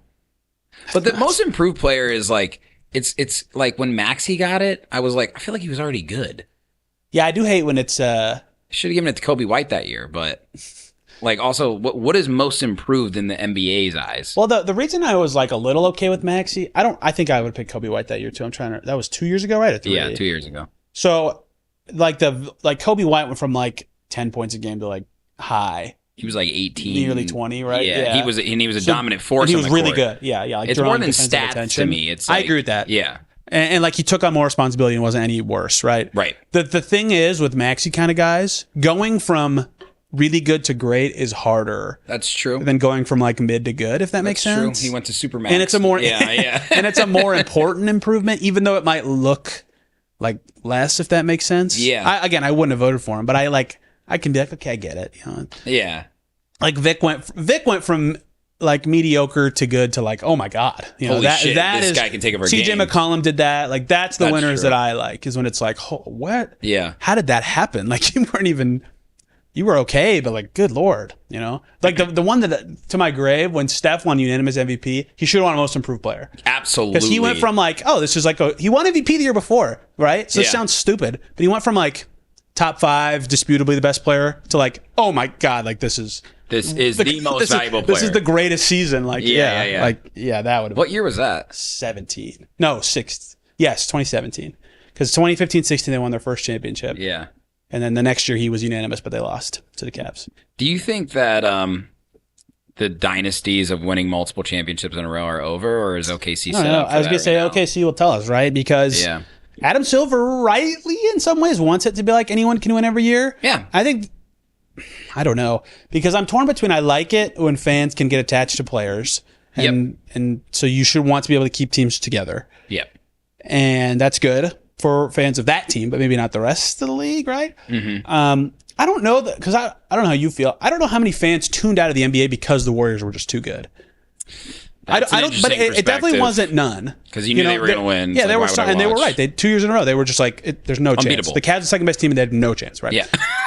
So I guess I get that a little bit, but did it swing too far where it's like the rules are so restrictive of keeping a team together that you can't get the Thunder will be the test case for sure. Yeah. You know, the Celtics kind of are right now. Like they built this awesome team up and everybody thought they could win many in a row. And now it's like, oh my, like, are they going to make the playoffs this year? They did. You know? They won one. They did win one, and that's awesome, right? But yeah. So I think someone asked, I listened to a discussion on a podcast, like, will the Thunder win 1.5 over under more going forward? And I immediately was like, oh, more for sure. And I was like, man, it's so hard now. Well, so I think they'll be the test case if it's even possible to do it. I think they'll win at least one more. I think they'll win at least one more. I think it'll be interesting what happens with the Lakers and Luka when they, get rid of LeBron's contract whenever he retires, how they build around him. They won't be able to beat OKC this year, I don't think, but well, the guy that shakes up everything is maybe Wemby, right? If Wemby is just amazing, pack it up, right? Like, dude, he already is. Yeah, that's so true. See, like, he'd be a funny one for both. Like, if he wins MVP this year, give him most improved. I know he was an all-star last year. He'd be the perfect example. He's awesome. Yeah, did you see the picture of him and Kevin Garnett? He's doing like the crazy tour. Dude, he did the celebs. monk. He did the monks. He did KG. He just did Hakeem Olajuwon. Yeah. There's a picture of him and Daniel Radcliffe. I'm like, is he learning spells? I saw that. Like, Yeah. I know. Everybody wants to be around him. Like he came to Indy to warm up that first year. It was like the 7th game of the season for the Spurs. Yeah. And they're playing a back-to-back. He stunk. He had like 8 points. Like Obi Toppin blocked one of his jumpers, and I was like, I'm so glad I got to see him play. That's awesome. I just want to be around him. God, only Obi can block Wemby. Yeah. Isaiah I got pretty close. I think he jumped as high as he could, arm straight. I might have it backwards. It might have been Isaiah blocked him, and Obi got straight vertical as high as he could, and didn't. At their peak, do you think, without maybe the Achilles for Isaiah, but Obi and Isaiah might be the 2 most athletic guys in the NBA? They're up there, man, for sure. Obi's just crazy. Obi just doesn't make sense, dude. It's like it doesn't look like he's trying. No. Like, how are you that high up? It's crazy. And he's like The thing about it is kind of unappreciated. I don't even think I talk about this ever. So this is on me a little bit. Like, he's 28. He should be, or 27. Like, he should be at an age where it's like starting to not be that. God, yeah. And he's like, Isaiah's 22 or 23. Like, you can get more athletic and grow your muscle. Yeah. Obi should be like declining in athleticism. He looks decidedly not. And that's why, like, I think this year is still so exciting because, like, I'm obviously love Neesmith. I feel like he can put the ball on the ground and drive it much better. Obi has so much room to grow still. And that's the cool about the Pacers staff. Wait, dude, what happened with Mike Weiner? I don't know. Weiner, sorry. Close enough that we know. I actually do not know. You know, it's like he was in contention for another job and then he's gone. Because him and Obi were like, well, he was good friends with everybody, but wasn't he the one who selected the kid for Obi to always do alley-oop? Yeah, he has sons too, so I think he knows how much that means to. Yeah, exactly. You know, to pick a kid and have him do that, right? And Obi loves doing that too, and Obi hangs out with his daughter before every game. Like, you just have the people with connections have that, or with kids, excuse me, have that. They parental get it. Connection, yeah. And that's what converts a fan. Mike was from awesome. A young age. I still don't know what's going on there, but there must be. Hopefully, I hope all is well. Maybe it's something personal, but yeah, it's really cool. And you know, that interview with Caitlin and Carlisle was like, dude, I watched it twice, and I don't think I've ever watched the podcast twice. And it was just so cool because he has this like, I actually laugh out loud, Tony, when I watch the post games and you ask him a question and he's very cagey and like. That's fine though. People think he's like, why was Rick a dick to him? Like, he's not. He's not, exactly. And that's what I realized in an interview. Like, it's just also, kind of who he is. I mean, maybe it's me and I just don't know, right? But like, no. I in my head, I'm like, if someone else was sitting right where I am, it's just not me, and they asked the same thing. Doesn't matter. He would have said that. That's what I think. Just how he is. And I honestly, if they're mad, it's because you asked them something they're mad about, right? So. Well, you realize he's this dude awesome. From upstate New York. Yep. A small ass town. And he has seen so many different phases of the NBA and players and media and social media, and he just calls it like it is. And yes, and he's endlessly curious about everything. And so true. And that's what fascinates me about Rick so much. Yeah, the fact that he went back to how he let Jason Kidd run the Mavs and did the same, like, and then he did the complete opposite in between. His memory is crazy. People talk about LeBron's like at post games, LeBron will say like, "Oh, this play happened and this and this," and I'm like, "Oh my god, photographic memory." Like Rick will be like, "Yeah, I remember." I'll ask him a question about a player, and he'd be like, "Oh yeah, I remember playing against that guy in 2004 with the Pistons. I think he had like 38 points and 16." And then I look and I'm like, "Yeah, 38. He took 17 shots." I'm like, "Wow, man, how did?" Yeah, like his mind so for the game, dude, is next level. Yeah, that's why when people are like, "Why didn't he call time?" I'm like, "Dude, you have no idea what." Don't ever question him. I can, well, you can question them, like they're not infallible, but like, yeah. It's not like he's an idiot. He had a reason for doing what he did. For sure. You know, I don't know, I think that a lot about executives too. Why didn't they sign this guy or trade this guy? They thought about it, dude. Like stupid people. Yeah. They mess up, but they're not stupid. Yeah, that's the thing about the Patriots too, man. It starts from the top down. Like seeing KP do that interview, whatever it was, a month or two ago with all of us. Yeah. That was really cool. He was very open that day. I really appreciated that. How often does he do interviews? Not very often, right? Or media? No, he was doing them a lot, and then Chad was doing them for a long time. Yeah. And so I was glad we got to talk to Kevin a little bit too. I don't know how they decide. Yeah. Who's going to do it? But who do you like talking to the most? Do you like talking to the coaches? Do you like talking to the players? It depends. So like for what I do, it is important. Like so post game, generally the players we will get had the best game. For sure. Or like, I don't even know how to say it. Like pretend Ty and Pascal were awesome, but pick someone else. Like Obi was way above his usual level. Or TJ or something. Then we'll probably get Obi because we don't get him on the podium that much. And then one of the other guys was awesome, right? So like it's called the podium game because they played well. Podium game. But for like what, it like depends what you're doing, right? Like if I'm writing a story about, I'll make one up that was like a passion project. Like they led the league in passes. They really want to lead the league in passes. Yeah. I want a point guard for that. Yep. You know? So who is the best to talk to or who I like talking to is whoever is the most important for what I'm doing. For sure. But for a post game, sometimes it's the best guys, but like I don't know if you remember this game. They were in Atlanta and they were down 3 and Pascal like took a 2 with. Yeah, I remember that. Like he didn't go to the podium. It's like we want to talk to him, right? Like he's the guy. So it just depends what you're asking about. But there's a good media team. And I really appreciate that. And Pascal was at his locker and he took questions from us about what went through his on that play. And he said, "Yep, I messed up. My bad." Like, yeah, it happens. Yeah. So it depends. But I like talking to all these guys. I mean, they're all pretty honest, and you know they have such a hard job of answering these questions honestly without like giving away team secrets and all that. They don't want to get clipped. Yeah, they don't want to get clipped. You know, it's I admit that that's hard for them, but they're a good answered team, which I appreciate. Makes my job a lot easier. Does the media training come from the Pacers, or do they outsource that? Now it starts so much younger, right? Like because college is That's NIL true. and stuff now, so some guys are just naturally awesome at it. But yeah, it's in the NBA, you get it. Yeah. Yeah, because Ty on like the need Impulsive it. podcast. Did you watch that? I did not watch that. It's actually pretty good. It's I saw some of the clips and I was like, oh, he hasn't addressed any of this stuff like ever. No, that's before. why it was really cool. Yeah. And at one point they asked him a question. He goes, well, I'm media trained, so whatever you say will be fine. And I was like, damn, yeah, like He's good. you do have to be good at some of this stuff. But he actually like does like when he goes on Pat McAfee or he just did game day. Yeah. And he joked. I saw he did the joke when he was at Iowa State about because they asked about the Kawhi thing. Mm-hmm. He's like, yeah, where do I get one of those no-show contracts? You know, I was like, yeah, Ty, look at you opening up a little Dude, bit. You know, I think That was after he funny. retires in the future, I can't remember. I saw, some of these athletes that become actors or entertainers or whatever. That's be going to great. be Tyrese. I say this about him, and Caitlin's really similar. There are some athletes who are similar, but it's rare that it's the star, and that's why Indiana's so blessed right now. Yeah. Like, whatever situation they're in, locker room one-on-one talk with a teammate, for some reason being stuck talking to me, talking with fans, at the mic, doing a podcast with whoever, Jake Paul, Pat McAfee, whoever. Like, he just gets what is required of him and how he needs to shift his personality and thinking, like, very quickly. And that level of, like, human empathy is the wrong word, like, emotional intelligence, right? Absolutely. Is one, helpful for sports, but, like, two, for Tyrese Halliburton. It's so obvious. Yeah. Like, he just at his own camp, he's so good with the kids. Like, it's really impressive, That's cool. especially for that level of athlete.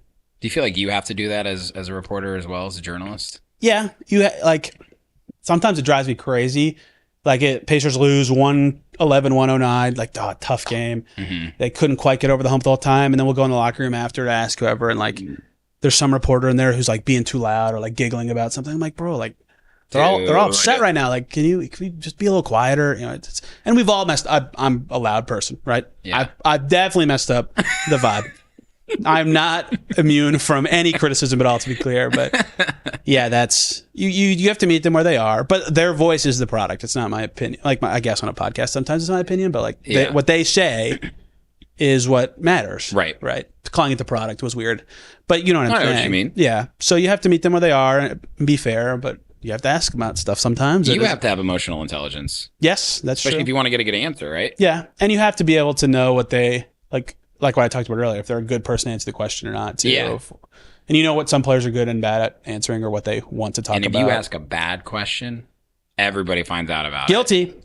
Oh, like really bad? Yeah. it. Whoever that guy that asked Pascal that question. I admit I'm a bad question asker sometimes. Like I just blurt it, but yeah, that Pascal one, he was not happy. Yeah, like that's what I'm saying. I was like right across from him, like me to the camera. Or you're Pascal, like me to you, him. It was like that. Dude, like how you piss Pascal Siakam off? Like I know. But here's the thing about that. Like, so let's talk about that. Yeah. So Pascal said, and many Pacers people said, like, yep, they outworked us tonight. Yep. I think it's actually reasonable to say, maybe not the way it was asked, but like, well, that's what I mean, emotional intelligence. Yes. Yeah. So like, they won Game 4, and like I don't remember how badly they won, but like they played really well in Game 4, like way better than the next. So like, what I would have, if I had like unlimited time, like Pascal said, across me for an hour. Yeah. After the game, to be like, explain the fluctuation in what you'd consider like game-to-game effort level in the postseason. Like, how is it that one game, or is it just like execution feels like effort sometimes? Right. If you just go at it like, how do you get outworked and you're up that feels like not an attack. Because I do think it's an inbounds question when they say it. Mm-hmm. You're not making it up. But there is, that's where you gotta. Well, here's the crazy part. People call it tact. Tact, yeah. Tact. You got to be good at that. But what's crazy to me, right? Like sitting here at 33 and 31 years old, right? Like you're talking to guys that might be 7 or 8 years younger than you. Yeah, oh yeah. But like Siakam, what is he? Is he 30, 31? Yeah, he's my age. Yeah. That's crazy, bro. Like, these athletes, they seem like they're older because of the world in which they exist. But I feel like for you, like a lot of these guys are young, dude. But Johnny Furphy's 19. That's crazy, right? Or 20 Guys now, are fucking growing. See a picture of him? Yeah. Oh my gosh. That beach picture? Yeah. I was like, whoa. I saw him at Summer League and he didn't. He looked bigger, I guess. But I was like, whoa.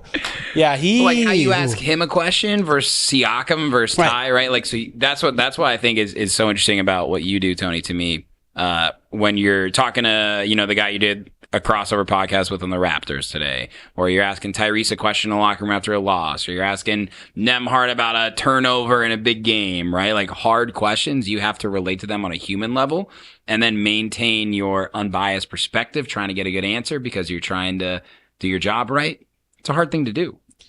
Yeah, yes. You get better at it, right? And people always call them like hard questions, and not picking on the way you just said it, to be clear. No, please. If it's if Siakam takes a 2 when they're down 3 with 1 second left, it happened. We saw it happen. It's not hard to be like, what happened on that play? Yeah. What I think is hard is when people are like, like when they miss 6 layups, and people are like, ask if they practice layups. I'm like, shut up. Like, obviously, that's stupid. Like, it's not hard. You just have to think the right way to say it, or like the tactic. Shut up. I hate when people do that. So that's what I would like. If it's inbounds or like it's a real thing that's happening, it's not hard, right? They're playing. They saw it. They felt it, right? Right. So, but you can't just be like, what the hell was that? That's not how you do that. But yeah, you do have to have some of that. And right now, like I'm 30, so there's players around my age. Yeah. But this is wrong word, but like I'm a little immature for 30. Like I game. I have. Dude, my mom bought me toys from Costco. Yeah, we did play with those. Yeah. So like I would say that my hobbies are more 25 and under year old-y right now. Same. So I am lucky that I can. Yes. So I can relate to a lot of the younger players right now. Yeah. I don't have TikTok. Like I haven't gone that far down. There you go. So I am not worried. That's the wrong way to put it. But I have thought a lot about like how good or bad will my relatability be to the guys who keep coming as you get in. older. Yeah. But I don't know. Like how much will that separate my ability to actually connect with them or talk with like what no one ever sees? Like you talk to players all the time about stuff that like I never report on. I don't talk about like. Yeah. And will those conversations just be a disaster because I have no idea what to say or like they're so much younger than me. Yeah, that's what I think about. I'm not worried about it. I just think about that a lot. Like, what's that going to look like? For sure. If I'm even doing this forever. Yeah. Well, I wanted to ask you about that because I know I think you've mentioned this a few times. You have pretty high aspirations for what you want to do. Have you ever thought long term, like what would be not even your dream job, but like what a future looks like? For me, of course, I'd love to like have my own TV show of some sort, or I'd love to play a big stage at a music festival. Like, what is your answer to something like that? What is the biggest thing you've ever The biggest performed what? at? What's the biggest thing you've ever performed at? Never actually. Oh, that's a good question. And your own, like, what is yours so far? Like, oh, that's the best thing I've done. Dude, honestly, it might have been a few weekends ago. I played at this festival called North Coast. Yeah. I'll show you a picture. I've heard of that one. Yeah. So that means. Have you? Yeah. All right. Yes. I'm not even that into festivals, and I've heard of that. Yeah. It's a big one. Cool. There was probably like 3,000 people at my crowd. Yeah. I've played for bigger crowds maybe, but this was like, it was my set time. Okay. So it was really cool. It was awesome. You were on a poster? Like big crowd behind me. Yeah. Like they were there the whole time. Who do you consider the most famous person you've been like on a poster with? Like you're opening for blank? Probably Zed or John Summit or Galantis. All big ones. Or Cool. I just opened for Cascade at the House of Blues too, that same night. Do you like save those forever? Like, absolutely. Dude, my room is so funny. It's literally just like, it's not to like toot my own horn or be like, look how big of a DJ I am, because in the world that I live in, everything is so like, okay, what's next after the show? Yep. What's next? So I like I print these small and big moments off and put them on my wall to remember that like I've had accomplishments that I need to be proud of. And if I retired today or I had to or whatever, I've already lived or built a career and a fan base and a following that's been so fulfilling and made an impact. I like that way of putting it. I have a lot of quotes from people who like I like when it comes to doing kind of the way we're going up through this that I like to try to think about. So one's like when you think about quitting or like when you think about what you want, think about how far you've come. And I think posters are a big part of that. Yeah. So like I, in the past was like, okay, I think I'd like to do this as a job, right? And not have to also do my other job. And so I'd always say like, okay, if by this date I make something up, like I'm not more established in this or making this or whatever, like I'll stop. Like it's been fun, but it's taking up too much of my time. Yeah. And every time it was like a photo finish with my own like made up threshold. So it's like I didn't have to make it so stressful for myself. But every time I did actually make it, barely. So I was like, okay, I guess I'll keep going. So I don't know if I've been like, what is my like dream ending of this? I didn't know I'd do media when I True. didn't major in that, so I'd like it enough that I keep doing it, right?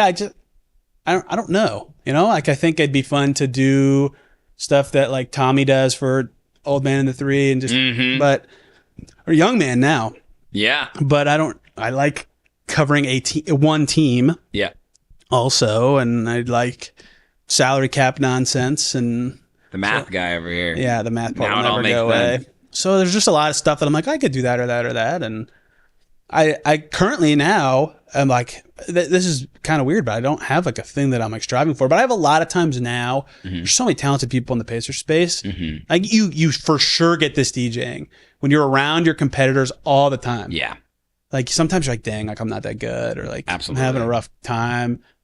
And you're like, God, do I want to keep doing this? Like, would I rather do something else? It always creeps in. Like, is this gonna be the end? Should I just make this the end? But then you like, oh, yeah, I like it, and then you keep going. So A sign is sent from above. I feel like. so I don't have it's like bad. Like goal setting is very important, but I don't have like this is what I want to do. I like that you don't have a specific goal. I always tell people like get better every day, right? Yeah, well that could be your goal. Yeah. Like my goal is to build something that can make an impact after I'm gone. I like that. That's my goal, because when you set these specific goals, eventually you will reach these specific goals if you make them so specific, right? Like a lot of DJs want to play Lollapalooza. If that was my biggest goal and I reach that and I walk off the stage and I go to sleep that night and I wake up the next day and it's like, okay, damn, now what do I do? Right. So I think your answer is actually very valid. Play Lala twice. Yeah, I'm gonna go. I gotta do it again. Yeah, exactly. That's a good point. It can always get bigger and better, but like, dude, like, life is meant to be lived as well. So however you want to do that. And that's part of like why maybe unimportant is not the right word, but just like I like it, right? So if I'm like not achieving something, it's like, oh, do I want to quit doing something I like? Because not that I didn't like my old job. It gave me the flexibility to do this, but I wasn't like passionate about it. For sure. I don't want, and so many things about corporate America. I'm just like, makes my skin crawl a little bit, right? Yeah. So I feel like my company just got sold off from private equity, and I can already see the culture shift in a private company, and it's just like corporate America is bad. I wear different clothes, like to work. I'm tucking in my shirt. Oh my God. This is such a stupid thing to complain about. Like, who cares? I'm tucking in my shirt, right? It's like, no, I feel you. I got this is so dumb. Like, this is not making fun of any of my old coworkers, but just hearing people say like, let's find our true north. I'm like, oh my God. Like, who talks like this, dude? Like, can we just, I don't know. What is that jargon? I know. People talk about corporatisms all the time, right? Not that there's not journalismisms, but yeah. So anyway, no, I don't ever think about. Yeah. I need to, but I don't. Listen, you keep doing what you're doing, man, and you never know what's going to happen. Because I feel like the future of sports journalism is ever changing. I mean, like, they change rules in the NBA and all the other sports all the time, right? Who's to say that won't affect how your job looks in the future? People don't read as much. But you're Tony, I know, listen, I'm going to gas you up, dude. You are very, very good at Pacers and sports reporting. Like when you do Locked On NBA, dude, you can tell like you are one of the best because, well, first off, dude, I don't know how the fuck you do 30-minute podcasts by yourself. Because I like people say that a lot. So I don't know how you feel about this. Like I feel like if you I went to this track earlier, so we're gonna go this way now. Yeah. A podcast has to, and a lot of them can be both, but like either informative, how it's made, and stuff like that, or entertaining. Yeah. And to do that, you have to like either really like what you're talking about or be a subject matter expert. And for me, it's kind of both. But I could just like, I could type down 4 sentences in my notes, right? First topic, this, like one stat. Second topic, this, third, this. And I just click go. And I just, like, I can just do it. Yeah. I can't explain it. And so I can go down the informational track just with that. Yeah. Right? So I don't know how often you ever just record by yourself, if ever. I have a few times. If you if you were just talking about like products or music or DJs or any, I bet you could do it. Yeah, you're probably right. But like the fact that you do it even in the off season and it's interesting, and I listen to the whole thing and I'm like, how the hell did he do that? Yeah. Like that's impressive to me. It's They're shorter sometimes. It's normal to you. I didn't make it to 30 minutes.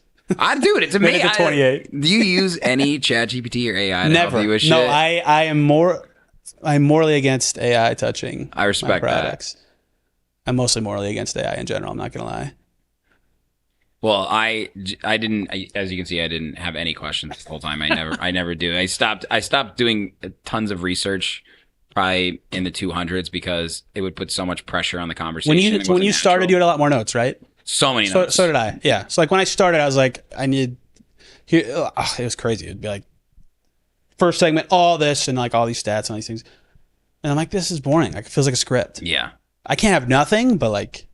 Yeah, it sounds better. It does. Yeah. And you realize that's what it takes, like, to get comfortable on the mic, on camera, or whatever it is. Yeah. And like how preparation is the years, The preparation is the years, exactly. Yeah. And like on ChatGPT, just to like spur some thoughts, like last week I was like, I'm doing a podcast with Tony East. That's all it said, right? Dude. I'd be curious what it would spit out for that. It had some really fucking good questions. Wow. They knew a lot about you because you're all over the internet, obviously. Yeah, but it was true. like, here, let me actually. You have them? Yeah, I'd be curious about that. Yeah, you'll like this. It was pretty funny. It's gonna take my job one day. Once it gets my voice, I'm screwed. It's over. You publish content at such a consistent clip. What's your personal system for staying disciplined? Oh, like that's a fucking good question. I have to. I get fired. Here's the thing. Like you brought this up naturally. Was there ever a time you almost walked away from sports media? Yes. If so, what pulled you back in? Personal interest and personality outside of basketball and sports. What's a passion or hobby of yours that would people would be surprised to know about? And then it knows like all these things like Indiana Fever and NWA. Like I didn't say it's like sports journalism and Locked On Pacers, broader Indiana sports landscape, lightning round, fun closer. I'm like, that's funny. I'm like, thanks, ChatGPT. I feel you though, dude. Like the only time I thought about it is like right now in the off season. I've been like, I wonder what it'd say if I said like, give me 3 topics about the Pacers. Yeah. And then the topic of my show is like ChatGPT said talk about this. I'm like, I can't. Yeah. I can't do it. That would be actually kind of a funny episode if it's like, let's talk about what ChatGPT told me to talk about, and I'll take a shit on it. This was years ago. Yeah. I forget when ChatGPT became a thing? 2022 or 3? Yeah, but it's like a thing this year. Yeah, I agree. Yeah. So back then, I was like, what is this? And I was like, who are the best players on the Pacers? And that's it. And it was like Sabonis, Mel Daniels, and I forget the other one. I was like, okay, this has no idea what's going on. And I literally have like, besides my like moral reasons to not use it, I'm like, I can't trust this stuff. It makes smart people smarter, or it can make their processes more efficient, and it makes inadequate people dumb. Worse. Yeah, I agree with that. It makes dumb people I want AI to get really good at laundry and dishes. Yeah. My God. Come for the stuff I don't like doing. Now we're talking, Not the stuff I dude. like doing. Let's go. Come on. You're looking for a robot. Yeah, they have the like robots that at concession stands now. Have you seen those? No. Like you put on the screen what you want, and you pay for it, and it's just like a big arm, and it grabs it and it pushes it at the gate. Oh, dude. Now make that for my dishes. No, that's perfect. Then we're talking. But then it's going to listen to all that's your conversations. Funny. Wow, I feel bad now that you had like ChatGPT questions. Like, no, morally opposed to your. Well, no. That's the thing. I asked it because sometimes I like to see like just what's out there on the internet on a guest. Sure. But I wasn't going to use any of the questions. If you did, I wouldn't. Because my brother was like, what are you going to ask Tony? I was like, I'm just going to fucking sit down, dude. What do you mean? That's what I do. And only because of that, the experiences that I've had and over preparing and knowing that I'm at my best when I'm just being myself. And that also helps the guests as well. Yep. It makes it so much more fun. I do prep more when there's guests too. For sure. Like I need to talk about this or whatever. Yeah. You know, I can't just be like, all right, let's go. Fresh record. What about when you go on other podcasts? Like this. You just kind of come in and wing it, right? Sometimes. Like in this one, more so, yes. What did you think I was going to ask you? I wasn't sure. I'm not going to lie. Have you had fun? Yes. Good.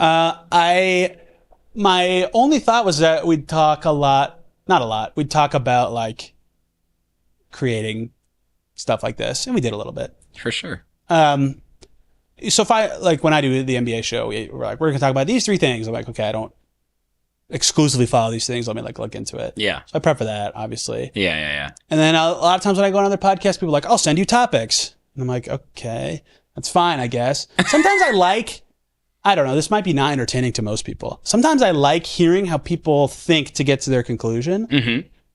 But sometimes then I'm winging it. I'm like, this is boring. Yeah. You know, I think it just depends how entertaining the person is. Yeah. So there is a right amount of prep, I think. There is a right amount of prep. I like going on other people's podcasts because I feel like how many times have I done a podcast? Like, and a lot of times it feels like questions kind of come back to similar stories or experiences. Oh, and it can't be a Q&A.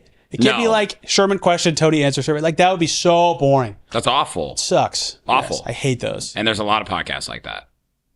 They're A terrible. lot, and they are bad. People are going to make it to the end of this and be like, this was absolutely fire. Respond to what they're saying. Or like ask a question based on their answer. Like if you just have a list of questions, it sucks. It's so obvious. Sometimes I'm like, did the guest like tell you to ask these? Like usually. I've had a lot of guests or managers of guests that are like, we want to talk about these things. And I'd be like, sure. You can do it somewhere else. We'll do it, yeah. And like I'll take the interviews and then like literally I'll just go into it like I always do and we won't talk about any of that bullshit. And the artist at the end of it will be like, that was like the best podcast interview I've ever done. And I'm like, yeah, because I didn't ask the bullshit questions about who's your biggest inspiration?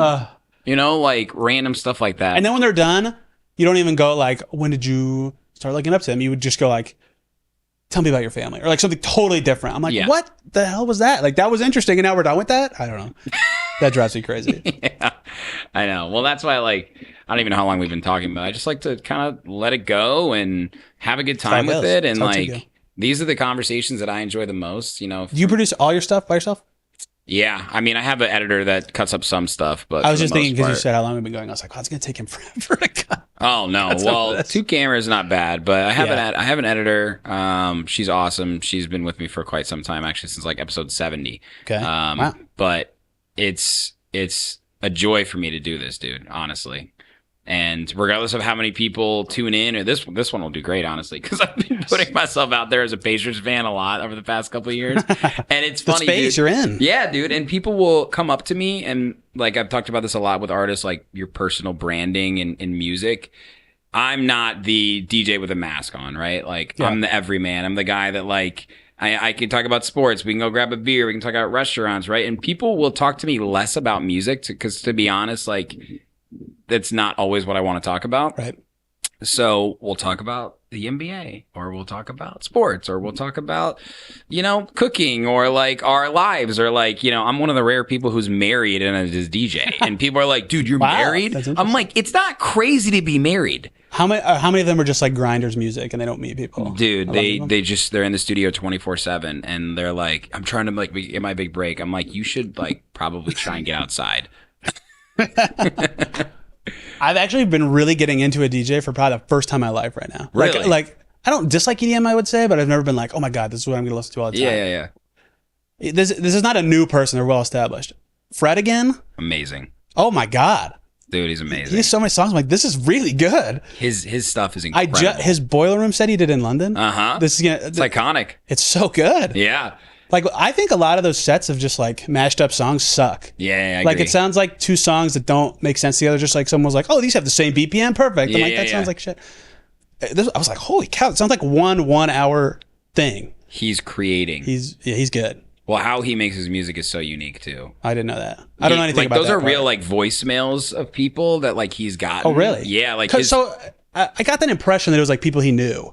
But I didn't know how he did all that. Some he knew, like his first one was he sampled this DJ. Sorry, I'm cutting you off. No, you're good. The title was called Actual Life. That was the other thing of the album that made me be like, oh, it's just like real stuff happening. Exactly. So he'll sample people's conversations or voicemails and stuff. Cool. And some of them are like, he'll incorporate singers, but like he is truly a savant of a producer. Yeah, it's good. I'm like, I want to listen to more of this. Dude, if you like Fred again, that means you have a very, very good palate for electronic music, Tony. Yes. If you're like, I'm like a huge... Okay, who do I actually really like? Yeah. For a while, I thought Runaway by Galantis was my favorite EDM song, but I think Fred... Classic. Classic, yeah. But you're probably like, oh, that's so cringe. Like, no, I don't think that's cringe. I like Diplo. Diplo's one of my favorites. He's good. What is your wife like?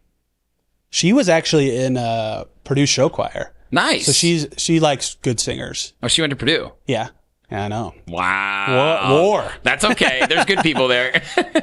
Yeah, so she's a really good piano player. So it's not like she's like not into music that we like, but like wow, a lot of her favorite songs are like not stuff that good singers that people like really know about. She loves Beyonce. She loves Beyonce. Loves a good key change. Absolutely. She loves a good key change. And I still am like, I can't tell if that's a key change or just someone singing higher all of a sudden. Because I have no idea about anything with music. But yeah, she's not into electronic music very much. Where'd you guys meet? The internet. Classic love story. Love that. Yeah, Hinge. Hinge, dude. I have so many friends that met their wives on Hinge. It's a prerequisite. It saves a lot of time. It's just how it goes, I think. I think so. Now for younger people. I went out a lot with my friends, but I was not good at meeting people. That's not really what we're talking about. Anyway. I'm terrible. I married my high school girlfriend. Okay. I was, people are like, you must be like so good at like talking to people. I'm like, yeah, I was not good at talking to girls though. Wasn't good for me. It worked out. You were when it mattered. You were 16. Yeah, in journalism or whatever. class. Yeah, the chicken hands. Yeah. Oh, that's so funny. I forgot about that class. Yeah, dude. But yeah, Fred again is great, and I'm trying to think now. Yeah, now it's in sports arenas, like electronic music is like a huge thing. Well, it's so funny because they just played a Fred again song in a game, and it was a Fever game. I was like, that's the first time I've heard that, and I actually know who it is. Dude, that's what I'm saying. I know who it is. I've gotten to know a lot of the Pacers DJs. DJ BK is like 18 years old. Yeah. Have you met him? Iman Tucker. Who's the other guy's name? One of them loves Cheyenne Giles remixes. Yes, you know Cheyenne Giles? I do. Because they play the remix so much. Yeah, for sure. And I was like, I forget how I heard it one time, and I was like, I've heard this at Pacers games, and it was like not the original version of the song. Dude, you're gonna hear my music at Pacers games this year. I'm working on it. Good. Would you ever do it? Yeah, absolutely. Yeah. Would you be the DJ? Would you ever do it? Yeah, I mean that would be awesome, but like, do the Bulls do that? Yeah, the Chicago Bulls DJs are like legit. Yeah, they like DJ. They're like residents at like Tao nightclub, and like they're like some of the best DJs like in the country, in my opinion. They're really good people though. But I've always that world to me is really interesting. The cross pollination of electronic music and particularly NBA culture. Like, did you see Tyrese's DJ? Yes. My favorite Drake album too. He was coming right from Feel No Ways. I was like, you gotta be kidding me. The problem is, I don't know if that's like Drake's best music, but I was a freshman in college when it came out. Yeah, you're just like very music impressionable. I was a junior, not you, bro. Yeah, right. He's the best. Yeah, those are the days. It's not fair. Like, even if it's not an artist's best song, like, great. I was 18. I love it. That's so true. Good timing, dude. Like, why am I a big Wiz Khalifa fan? It's because I was 16 years old in high school. Relevant, perfect timing. There we go. Dude. Smoking weed was like the rebellious thing to do. And he actually is the one who kind of was the main creators of like that vlog culture. Like, he had those short form sort of videos of him going on tour with his friends. They were called Day to Day. What did his group call themselves? I should remember that. His like Taylor Gang. Yes, thank you. That's so his group, dude. Come on, Taylor Gang. That's such like a this. Stupid way to phrase that. This Taylor Gang. Didn't he do a clip show when we were in high school? Oh yeah, of course. I was there. It's the best. That was not cool. Now rap has gone downhill in my opinion.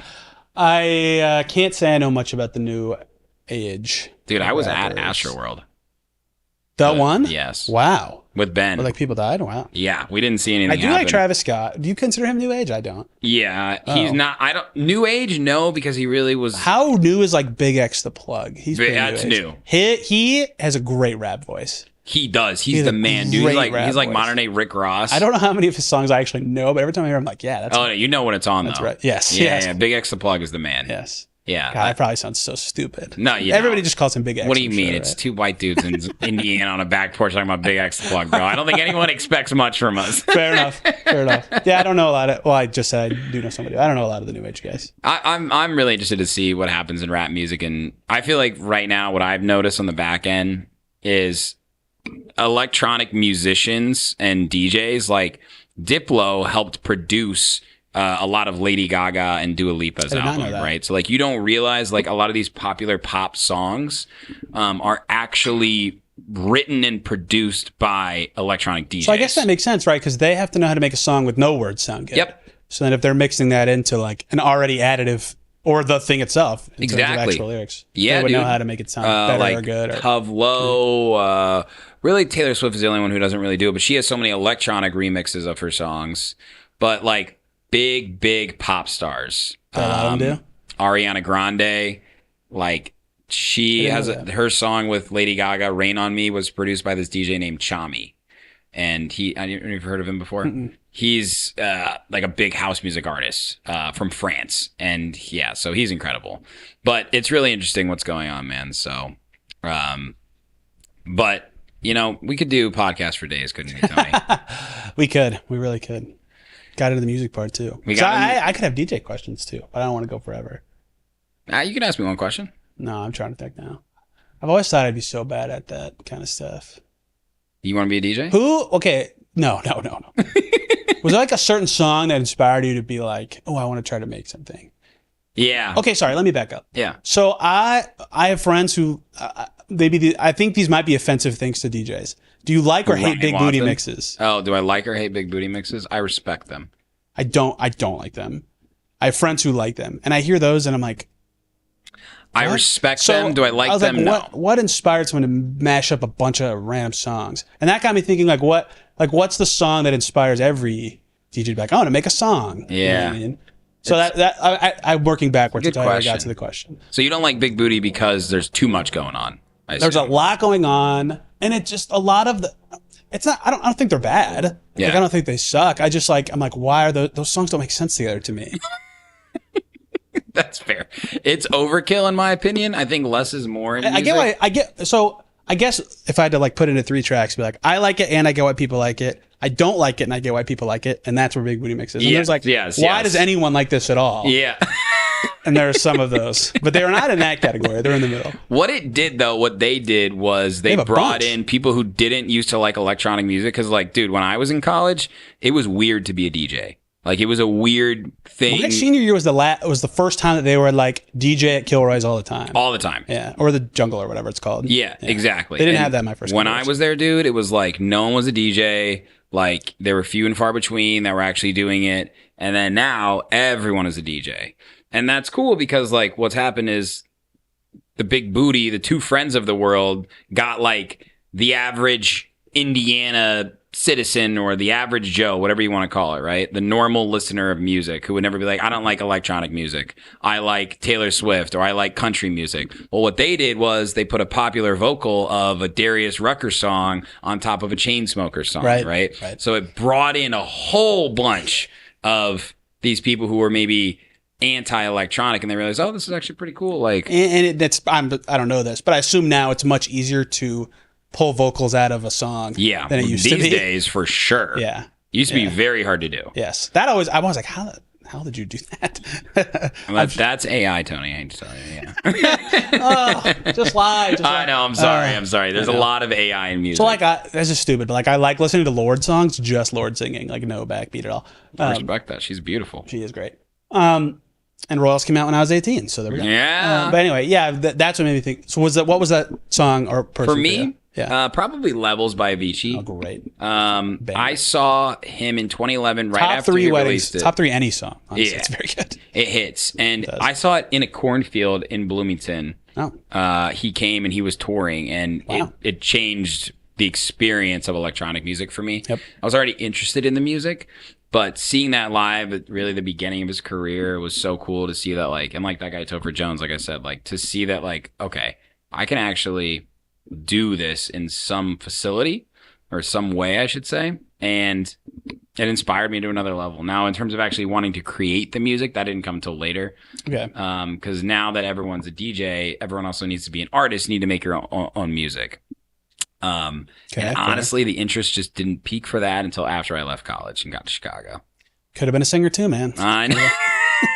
I could have done it all, man. Could have done it all. Yeah. Now there's so many remixes of songs that like people are actually really creating their own music. I would say, like whether it's like rapping on the mic and then changing the tune of it, and using different plugins to create. That's one of my favorite music things is when I like learn a sample is like.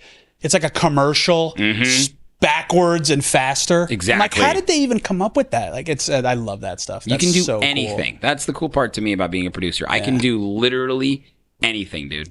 My intro for my indie show in June, it was right after they won the Eastern Conference Finals, and I took 3 different songs that I put together, and during the drop, right before the drop, I had Pascal go, "Hey, first of all, shout out Indy, man." Nice. And like, no one else is doing that. You know what I mean? Right, Everyone in the crowd was like, "Hell yeah!" Right? And I was like, I'm here. Yeah. Literally, I had them playing Tyrese Halliburton highlights from like on a projector screen, and you can just do whatever you want, cool. dude. And that's that's what I love about it, and why I'll continue to do it, because the opportunities and the ideas are endless. That's cool. You know? Yes, that does make sense. So that's what's that does exciting answer to my me. question. That does answer. And your Avicii question. is a good choice. Avicii's a good choice. Dude. You get a little scared. I'm like, oh, don't say Skrillex. They're like, nah. I mean, I like Skrillex, but that's not the guy. that was the first like, EDM I was ever into introduced to, in which That's maybe that's aggressive. part of why I don't like love it. No, that was truly robots having sex. That back in the day. He is a savant of a producer. Like what? I was gonna say he's like an iconic DJ still, though, right? Yeah. He like doesn't even have to post on social media. He's like got to that level where it's like if you hear Skrillex might be playing and releasing new music, like the whole world watches. Basically, it feels like the whole electronic music world. So yeah, but Avicii he's iconic. Maybe the GOAT. I don't know. I think so. Who do DJs consider the GOAT? Is it him? Well, there's lots of different GOATs. I would say probably people say Calvin Harris, most Calvin Harris likely. is good. He still continues to make hits. Okay. Like every year he has probably the top 3 biggest hit, if not the biggest hit. Avicii definitely. Swedish House Mafia certainly had a big impact. Got it. But if you really, really know, it's people from the Chicago house music scene that started the actual sound of house music in the late 80s. This guy named Marshall Jefferson, who actually I'm incredibly honored is playing on my label's stage takeover at a festival next weekend in Chicago. Sick. Awesome. He created the first Chicago house music song called Move Your Body. And that was like the sound of Chicago house that then was exported to the rest of the world, made into their own. And then really that's why Chicago was the birthplace of house music. I did not know that. Yeah. That's cool. Yeah, and Detroit was the birthplace of techno. These guys named the Belleville Three, the Saunderson brothers, who still perform at a well-known music festival called Movement every single year. So those are like the founders of dance music, I would say. Okay. Now the GOATs, you know, people throw the GOAT word around, don't they, these days more than ever. I use it in casual conversation about anything. Tony, you're my sports goat. You're my sports broadcaster. My DJ goat. There we go. We're both each other's goats. That's pretty good. I do use it a lot. Yeah, okay. So Avicii makes sense. Yeah. Dude, by the way, when you mentioned me on a Locked On Pacers at one time, it's going to happen again now. My friend, for sure. My friend John Lammers, who is a huge fan of you as well, he goes, dude, he like calls me. He never calls me. He goes, dude, you got to listen to Locked On Pacers. I can't even lie. That stuff makes me like not uncomfortable. It's just I get it. Like in my head, I'm at my house by myself. You know what I mean? Like no one's actually listening to it. I feel you, dude. It's weird for me too. I was walking down telling my mom one time and someone rolled down their window and they were like, "Oh, Tony, I'm a huge fan." And I was like, "Oh God!" And that had never happened before. And it just so happened my mom was with me. I was like, "Oh, that's crap. cool." What'd she say? She like tells everybody, dude. She's like, she thought it was awesome. And in my head, I'm like, no, there's nobody listening to this. It's because we're raised to be humble. Yes, that's part of it. Yeah. I don't know. I just don't. I get it, man. It's a weird thing, but you know, people just acknowledging you and showing you love, and you take it and you move on, and you know that like people appreciate what you're doing. It's not supposed to be a job that comes with popularity, if that makes sense. Yeah. It's not supposed to be. I get what that people are saying. Do you ever read the Pacers Reddit? I used Reddit for Rocket League a lot, so I have stumbled on Pacers Reddit before, but very, very, very infrequently, like once a month. You're a hit on there, dude. I have been told such a thing. I was actually directed to Pacers Reddit once recently, which I'll tell you about later. But I am not. I think I know what you're talking about. I'm not a frequent browser, I would say. Dude, people are on there being like, I just listened to the new Locked On Pacers, and Tony E said that is very often what gets me there. Someone's like, hey, I just saw a really nice Reddit comment about you. I know, it is very nice. So Reddit, if you're listening, you guys are great. I appreciate you. Pacers Reddit community is There's a guy who has a picture of Ben Shepherd smiling as his little Reddit picture. Yes. That always says nice things about me. Thank you, that person. You have an iconic picture that I remember. Obviously, the Ben Shepherd fan has got to be a good guy. Ben Shepherd's just such a funny guy. Yeah, he is. The mustache face, his big old smile. He's always smiling. He is, dude. He's a happy guy. Crazy athletic, too. Yes. Underestimated. I'm the last Ben Shepherd fan. Apparently, everybody's like, play Furphy instead of him. Ben Shepherd. He's gonna ball. He's gonna ball out this year. Heard it here first. He will. Furphy's got some work to do, man. He's gonna be good. He's gonna be great. He's gonna be a good player. I'm excited. All right, Tony. Well, fuck, man. We could do this literally all day. I could. But actually, you know what's about to happen is the sun is about to start coming in here, and it's gonna get hot as hell on this porch. But this has been such a pleasure having you. It has been a blast. We've been trying to make this happen for quite some time, and you know we both. The Pacers played too long. Yeah, they did. They made it too far. And it goes to show how busy our individual schedules are as well. That is true. I'm glad you've had a great summer. I'm glad you went on that trip. You just got married this year, so congratulations on that, man. Getting like you. Yeah, dude. It's a great time, man. Married 3 years now, so you're well on your way, brother. But well, let's do this again sometime, man. Yes. I had such a blast, and I appreciate you coming over and doing this with me. Happy to do it. With only people I know. If you're listening, you're like, oh, Tony's just going to come to my house to do a podcast. No, just Sherm or people I've met before. You had to live in the same neighborhood as children. I had to have met you before I was, I don't know, pick an age, 10? 16 or something. Yeah, 10. Something like that. This was a blast. This was very fun. Way back. Thanks, Tony. Respect the hell out of what you're doing. Thanks, man. You too. Man, do I love Sherm in the booth.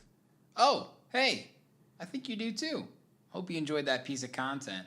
If you're looking for more, make sure to go to my YouTube channel and hit that subscribe button and turn on all notifications so you don't miss any upcoming Sherm in the Booth interviews, live sets, new music, exclusive artist interviews, Sherm's Word, sub-pack reviews, and more.